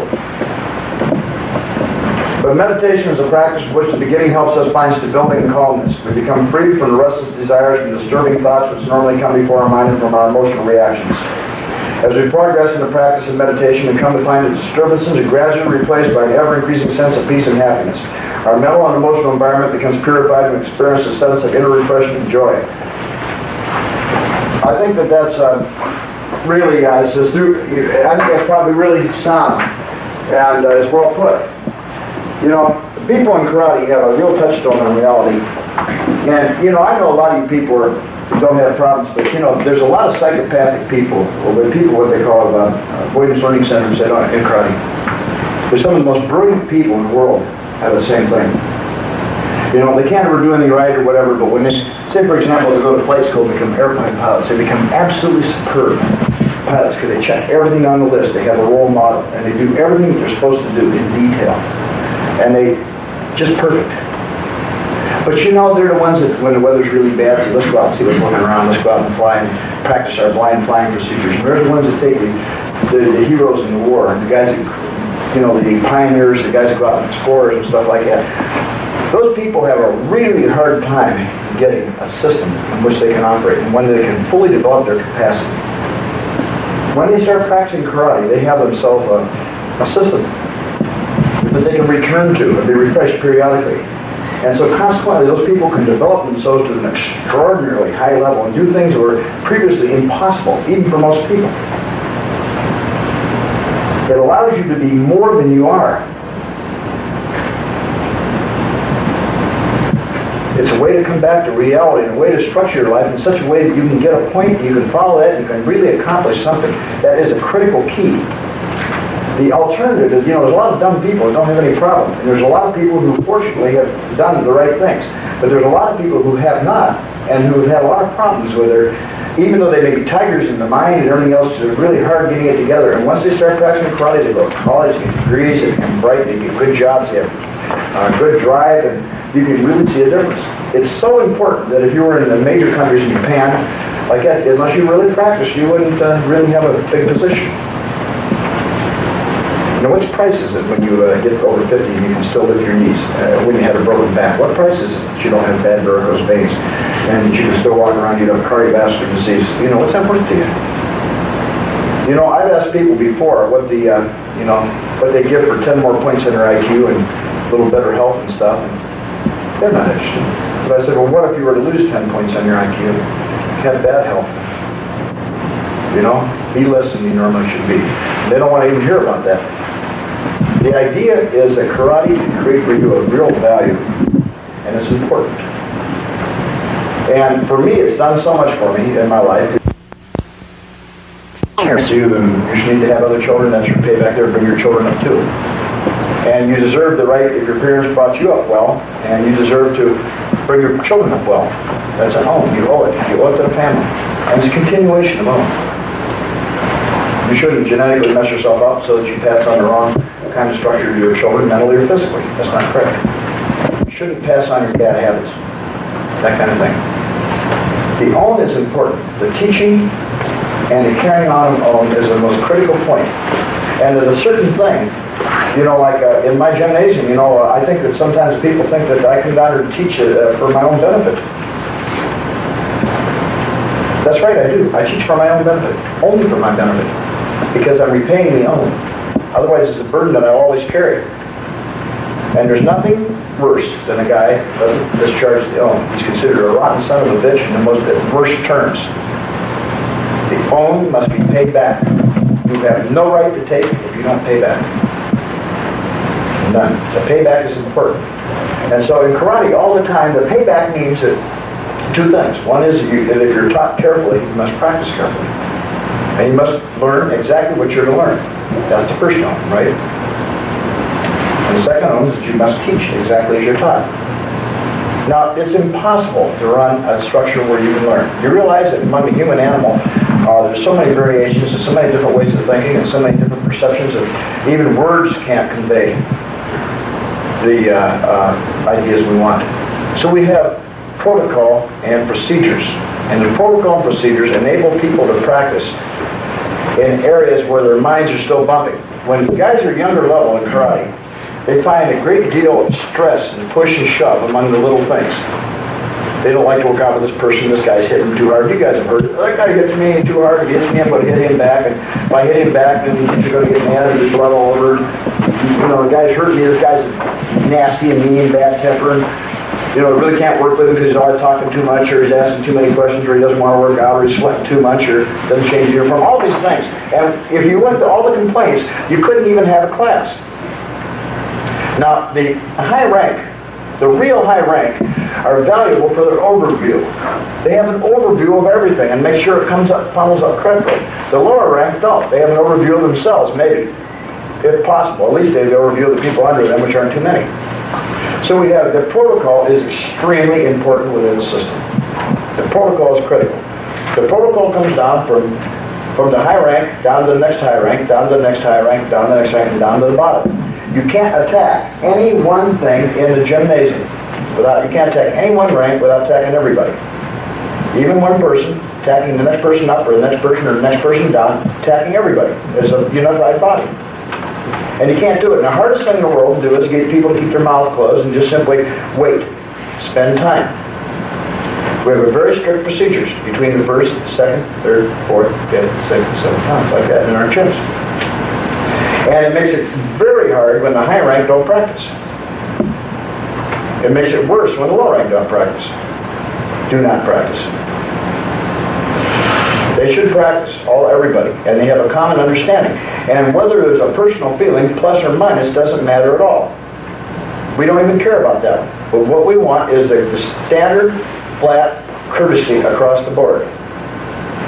And the courtesy that we have across the board for everybody, and within the system, is two things. We don't mention people when they're not there. Is that right? You don't mention people when they're not there. And if you can't say something good about somebody, don't say it. What the classic thing that Shakespeare said, you can damn with faint praise. But you can say, like, the guy's, what do you think of the guy's punching? You say, well, it's okay. We have to be careful about that. Okay? So we want to be really careful about these things, because in my own gymnasium, we have hassles going on off and on, and they occur. And we have people fighting and people not fighting, this kind of thing. And it's just really dastardly. Because if you quarrel with your fellow black belts within the system, that means that you're trying to destroy the system. The alternative is just don't quarrel, just stop. Stop. The biggest fights ever in the gym were Gene Sparrow and I. They were the biggest ones I think that ever existed. But, you guys, just stop. Don't do it. And, now going to another standard, like we have a lot of people now, another problem, we have people moving around from gyms to gyms. I got a lot of guys from Cleveland coming down into my gym. And, like, if they're working with Jeff and they don't know a form, like, Jeff doesn't know Ansu, right? That's right, sir. And they like to run Ansu, they can run down, and they find out maybe they're learning something down there. I tittle their fancy more than they up here, then they want to come down here and practice for a while. And then they feel, boy, the teacher doesn't know as much because they want to go to the main Dohambu.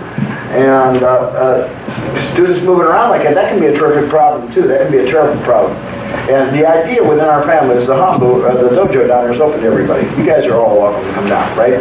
And the students in the gymnasium, if they're going to fight and going to argue within my gym, they're just going to have to, and they're not going to support the system and things, they can just pay in like any other member. But if they're a member of the system and they're just reduced rate, and we'll teach them. But when you come down to the gymnasium, the idea is that you're not coming down to because the gym is better than the gym you're into, is because you want to come take something back.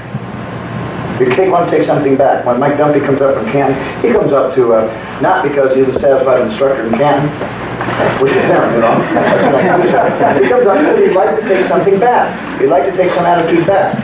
And when Jerry comes into the gym to practice, he comes in because he'd like to take something back. And Danny comes up, the same thing. Or when Regis comes up to practice, he'd like to take something back. He gets this idea and takes it back, and then they all share it.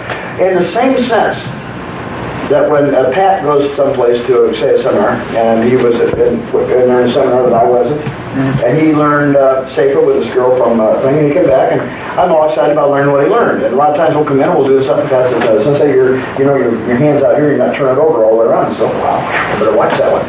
And I make over things too. So we take something back to the dojos, and we share it.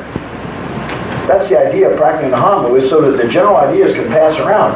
And see, I practice for me to be sure.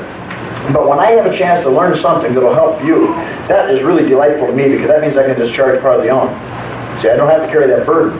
And so when you come up to the dojo and you find something that's really exciting, take it back with a view of excitement, and try to go with the view of the excitement of the idea of the thing. Because in all truth of the matter, there's not one place to practice that's better than any other. Not one place, and there's not one teacher that's better than any other. Now, there's people in here that can learn under me like crazy, and there are people that can't learn under me like crazy. We have all different attitudes. It isn't important. The important thing is the allegiance to the system and the idea that a common goal. See, our common idea, what we want to do, where we're trying to go. We want our people in our system to have really good Zanshin, Kime, Atemi, and Ma. And we want them to have good breathing, punching, blocking, and timing. We want them to be physically correct, and then we want them to be what? Able to learn. We don't want them to harness to instruction. I've had Mikami, Kanazawa, everybody that's come up, Yamazaki, all the masters that come into the dojo have commented on how the people in our dojo are humble and have an ability to learn. We can learn. And that's the thing. See, I've been able to learn where I've had other people that I felt were much better than me at the beginning, and they couldn't learn. They destroyed their own learning process. Can you imagine a guy in karate destroying his own learning process? Couldn't you imagine a man whose habits have destroyed his ability to practice and learn? You don't want to do that. And so all the protocol and all the respect for downgrades and everything comes from that. It's an artificial thing. It has no meaning in anything else outside of artificial. You have very close relationships. And it does have a family sense of the self-fulfilled potential, the self-realization, the fact that you have older brothers, you have younger brothers, you have sisters, and always the responsibility of looking out for other people outside of yourself and being part of a family that supports and cares for you. It has that value, too, of the extended family. That's really important, Most of you guys don't see your grandparents. You don't see your uncles and cousins and go home to that kind of thing. You really don't. And the karate gyms do provide that. They really do. And then supposedly, if your buddies are the black belts or the bank presidents, they should give you good loan rates on your house and stuff like that, too, The cop should give you tickets. That kind of stuff, That's important. But above all, that we know that people collide. I've seen some of the worst personality conflicts in the gym. 10 years later, they're best friends. They really are. The worst personality conflict, that can't be allowed to rise. We must not do it. And as it happens to me all the time, because I get ticked off. Right now, I'm ticked off with a couple of my black belts. I know they had to work today. That doesn't make any excuse for it. I want them here. See? They figure they know it all the time anyway, because I talk about it all the time, but I'm not satisfied with that. So I'm ticked off anyway, but I have to put that aside, don't I? If water's muddy at the top, it's muddy at the bottom.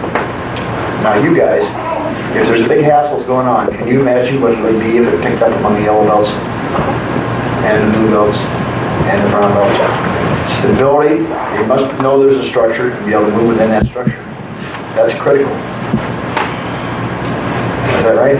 And you must teach something that's correct, because if you teach it wrong and then they go back to main Hanbu, then they're going to see it's wrong and they say, gee, but you didn't tell me that right. And if that happens, then you're going to do one or two things. Either you're going to say, wow, I'm going to learn quick what this is, or you're going to say, wow, my students can't go anywhere because then they'll find out that I don't know everything and then I'm going to be in trouble. I can say truthfully that almost all my high-ranking black belts, there's no one of them who thinks they know everything. Do you think you know everything? Do you think you know everything? Do you think you know everything? No, sir. Do you think you know everything? How about you? No, sir. How about you? No, but you give me a hard time about that back foot. Really a hard time about that, but I came out right, wasn't I? Yeah. There's no reason why I should be right all the time. I just had a good batting average.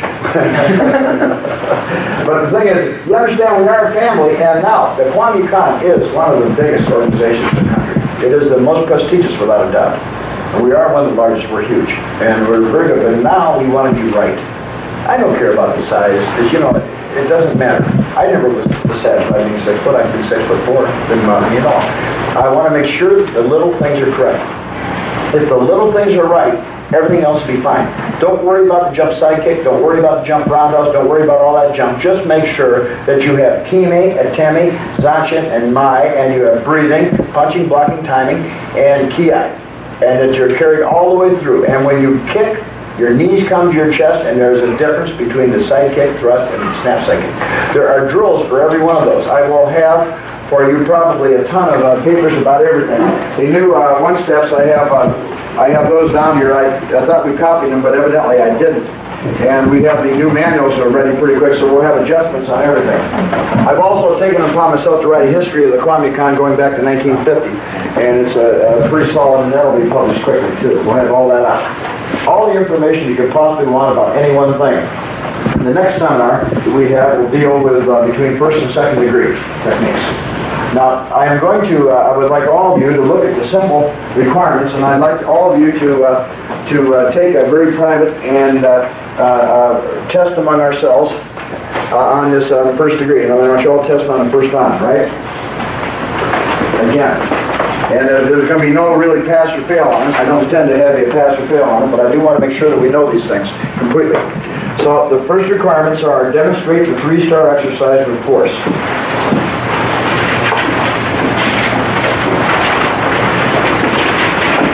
They demonstrate the wrist press exercise. Execute 20 one-step pause. Yes. When you say 21 step, what do you want in the waza? How many techniques? This will be one. I'll just do a couple of my attacks.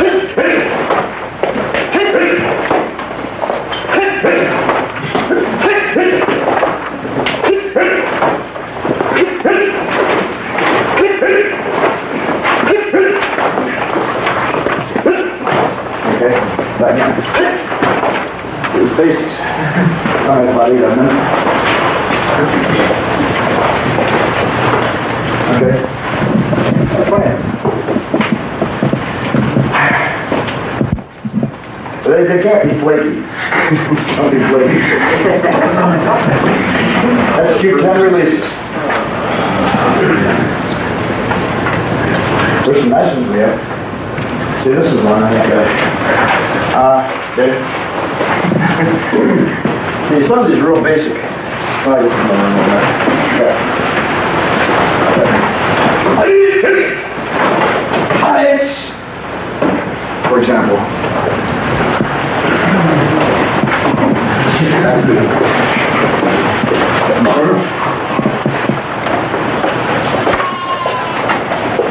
But I don't intend to get flaky with this stuff. I really don't. I intend to have it very simple, very simple and proper. Don't forget this is first dan. Execute 10 releases. Now you know what the releases are. When the guy's ready. Execute 4 takedown techniques. That was one you just saw there. Could be one. You want to jump straight one? Pardon? You want to jump straight one? Up to another? Yes, sir. Okay. You want to take it? Sorry. Attacking one? Okay. You want to do one too? Sir? Okay, just take him down. Okay, take him down.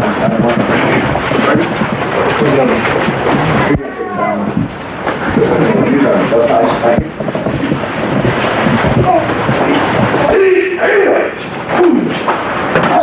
Same one. Do this one. Wheel him down. Yes, sir. Do the same one. I'll take him down this way. Slide on the inside now. Sir? Slide on the inside. He went to the blade. Oh, this one. Slide.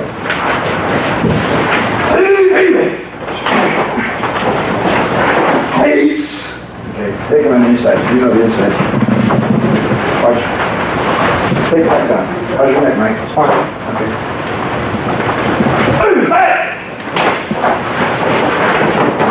I'm taking that other way, taking this one. Yes. All right, that's not good. Don't pop too soon.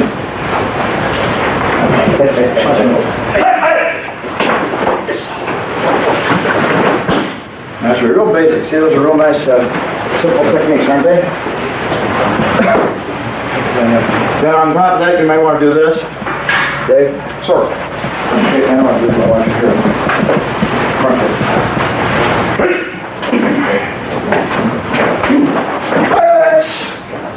It's real basic.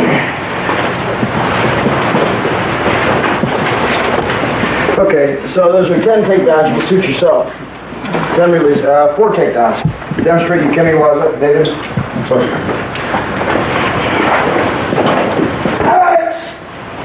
Very basic stage. And Danny, stand over there, Dave.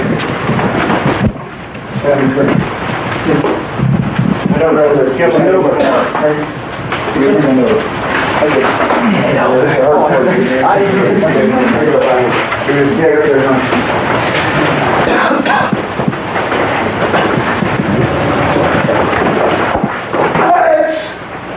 okay, that's real basic. You don't have to get carried away with it, okay? But I mean, the fact is that we have guys that can do this kind of thing. You know, it's it's part of the really skilled practitioners can do real well, and the ones that aren't so skilled don't do that well, right? No, I mean, like I don't do like that. He does. Mickey jumps so well, he just literally flies in the air. Okay, demonstrate 40 hands and corresponding stance relationships. Demonstrate kick drill sequence and explain the function. Those are two things you have to learn. And if you don't know those, we can hold those out, break 3 boards or maybe 3. That again depends upon your body. Stand horse stance for half an hour. Execute form requirements and demonstrate proficiency in free sparring. And take a written test.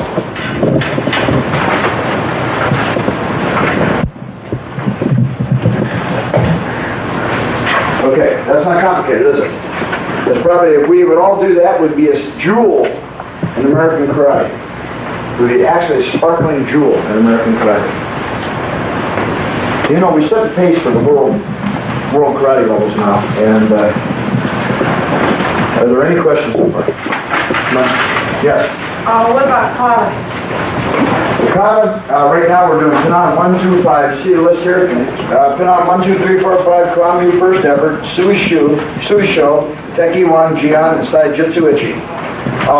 The Teki 1 is it can be either Sui Sho is a first bow form, stick form, and Sai Jitsu Ichi is the Sai technique number 1. That's the first Sai form, and that's anybody can learn that in about 5 minutes. And it's not, but that's a practice technique for the Sai. And I think that's very basic, don't you?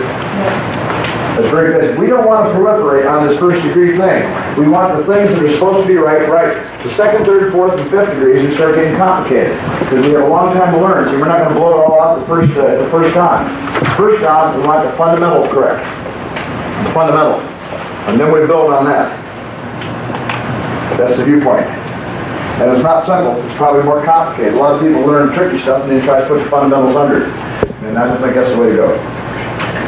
Okay, now, once more, I can tell you that the Kwanmukan is a strong system, and I want all the bickering within the family to stop, if it's possible. They're never going to stop. Nobody's going to stop. Never going to stop. All the time. But let's not talk about it. Okay, let's keep it quiet.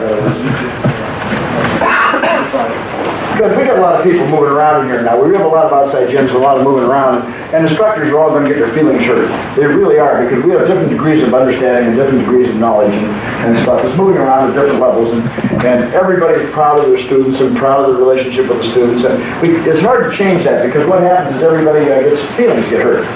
And so we know that's a temporary thing, but let's try to be a little more judicious about that. Yeah. We want to talk a little bit about what we're trying to do. Okay, we're trying to build a style. I want to get a little bit practical, I guess, in some ways. And we get involved in this what's good or what's bad. Okay, let's take a tournament structure. Everybody says, well, tournaments are good, and some people say tournaments are bad. All right, well, what is the basis on which you make your judgment? Okay, why would karate tournaments be good? Tell me. Can somebody answer that? Why are they bad? If they're an end in themselves, we assume they're bad from a traditional karate standpoint. So what we're talking about there is in the United States, the competition and the concept of sportsmanship is considered primary in our sports system, whether it be karate, whether it be football, whether it be basketball, or anything. Okay, what we're dealing with is competitive values that we accept as a culture. Now what we're trying to do is keep a traditional value and the techniques as we're teaching in the Kwanmukan, okay, the way to be done, are what is considered acceptable international technique, traditional karate technique. And then to develop a tournament structure based on that. You know, we're doing a few things in that area. We're going to have a small tournament for the kids that Jeff Ellis is putting on. It's not going to be AU sanctioned this time, but it's going to be run under that and try to introduce this type of judging system and this type of value. Now we can go on to that, karate. Okay, when is karate good and when is it bad? Again, that's the basis for your judgment. We get to black belts, especially low ranks, and all of a sudden the high rank says, well, you do an area of study. Okay, and we're looking in this particular direction. Advanced black belt level. Now we usually consider 30 degree and below as super black belts. Okay, now at some level, we'll shift the gym, we'll head in a different direction, and all of a sudden a different kata interpretation will come up. So the katas are changed. We treat the kata as a textbook. And from that textbook we go to it to find out what it is that we're trying to teach. This is what we did. To understand the Pinan katas, we developed the Kwanmu 1. And from the Kwanmu 1, it reopened the interpretations into the advanced black belt forms. So we can see the connection. Okay, that Kwanmu 1 helped point the way. So sometimes when you shift your direction of teaching, your emphasis, then you'll find a shift in interpretation. But this has to be understood. So sometimes a high-ranking black belt will introduce something into his form, and everybody wonder where the heck it came from. Okay, that might be because of the level at which he's practicing it. But what we have to be careful is understand the difference. So at the basic levels, the idea is, if the form is done this way in your gym, it's done this way in your gym, because you can't drill the students unless everybody does it the same way. That's one of the basic things. As long as the katas, you cannot have to teach, okay, the basic concept that we're trying to teach here, the basic punching method. In the Kwanmukan, we are a style, we're a hierarchical structure. Okay, the headmaster sets the seniority in the system. He sets the value judgment. All right, we don't question it. Okay, we have to accept in a hierarchical structure, in a style such as the Kwanmukan, okay, the value of higher knowledge. All right, the assumption of higher knowledge. Or higher skill, whatever you want to call it. In the Kwanmu gyms, they're open to all, and we all have to be like brothers under one roof. But you've got to get along. You don't necessarily have to like everybody or agree with what they're saying, but you've got to be able to get along. And we cannot, as one group, allow arguments within the structure. See, we have basic tenets that we've always had in the Kwanmukan. Now, this is the basic philosophy by which the system is designed. All right, one of them, and maybe David can help me because I remember 4 out of 5. One of them says, love your country. So what's the yin and yang on that? Love your country. You have to know what your country is. Okay? Respect of elders and seniors. With level of respect. No, respect snakes. Respect elders and seniors as you respect snakes. Okay, You have to like them, you respect them. Okay, love your father and mother. Or obey your father and mother. What's the opposite? If you don't obey your father and mother, leave.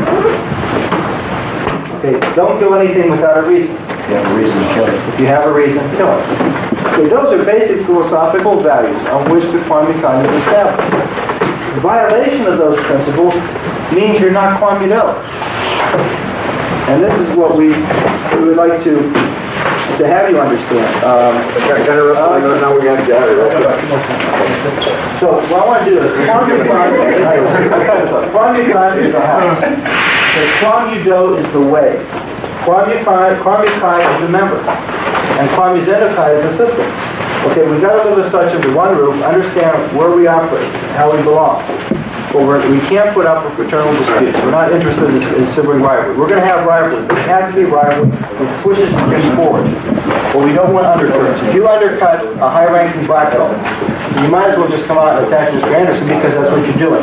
We don't accept the hierarchical structure as he presents it and respect it. Respect the elders and seniors. Then we reduce the value of what we're all doing. We reduce the value of the system and we reduce the value of whom we've accepted as our senior instructor.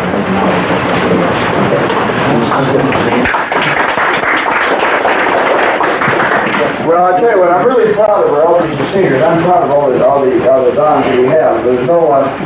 We have an awful lot of black belts, and you know that. I can still remember when I split away from the gym, that I didn't know what to do, and Philip and I went out and practiced in my front yard. How many times, Phil? Hundreds. Everywhere. And Bob came down, and guys didn't have anywhere. You know, now the Kwanmukan's there. But this is the keep certificates, and this is the way they can be mounted for you if you like them. This is really pretty expensive, but the don certificates are mounted up like this too. And this runs about, for us, on the mounting, it runs about, I won't tell you how much, it's pretty cheap. And it's really nice, but I think this is a lot better than giving out certificates. So from now on, the black belt certificates go out like this. This is just one of the good certificates, but you guys can take a look at it. It's you like it, huh? It's a nice way to set them up. It's a nice presentation. And so there's a redesigned certificate coming out. Okay, we do have certificates for these things. Terry, do you have it? Where's it at? I'm going to have to get the signs in this real quick. There's a nice black writing pen. Anybody? One right there. Where? Right under your nose. Okay. No, right underneath here. Oh, I want to say, okay, also, Jeff, you guys, we have to get out of here, but let me tell you something else. That we've just completed a purchase of a copy, of a color copier, and we're now, they'll print on cardboard, so now we're equipped to print posters and stuff like that ourselves. It'll be a 5-color copier, enlargement and a shrinking device, and it's a real good one. And so we just done that. Now you guys can do what you want to on these. These aren't much, but so come on up here one at a time, and I'll give you your certificate here. What we could do is everybody's name on this. No, Terry, come on. You got a clear pen? You got any right on? Who writes well? While we're waiting, April 8th, everybody knows that it's the okay, regionals. May 5th, Mr. Anderson and Pat are bringing McConnell back up to the main gym. Quiet back there, please. And May 19th, we'll have a seminar on the 40 hands of Mr. Anderson conducting in Now, Ohio. Everybody will be receiving information on that. What's Jeff doing? What are you doing with the tournaments for kids or something? When's your tournament for kids? Well, it's not just for kids. Several years ago, I used to run some small tournaments just for fun in the area and invite a few clubs and that would be very successful as an introduction kind of the tournament and keep the speed down low and we'll start doing it again. So in March 17th, St. Patrick's Day, I'm going to have a small one here in Strongsville and probably have less than 100 people there, I'm sure. And it's great, good learning experience for our own. Okay, you write first degree blood. Hey, when you write these down, type your name or whatever, write first degree blood. You want to cut this?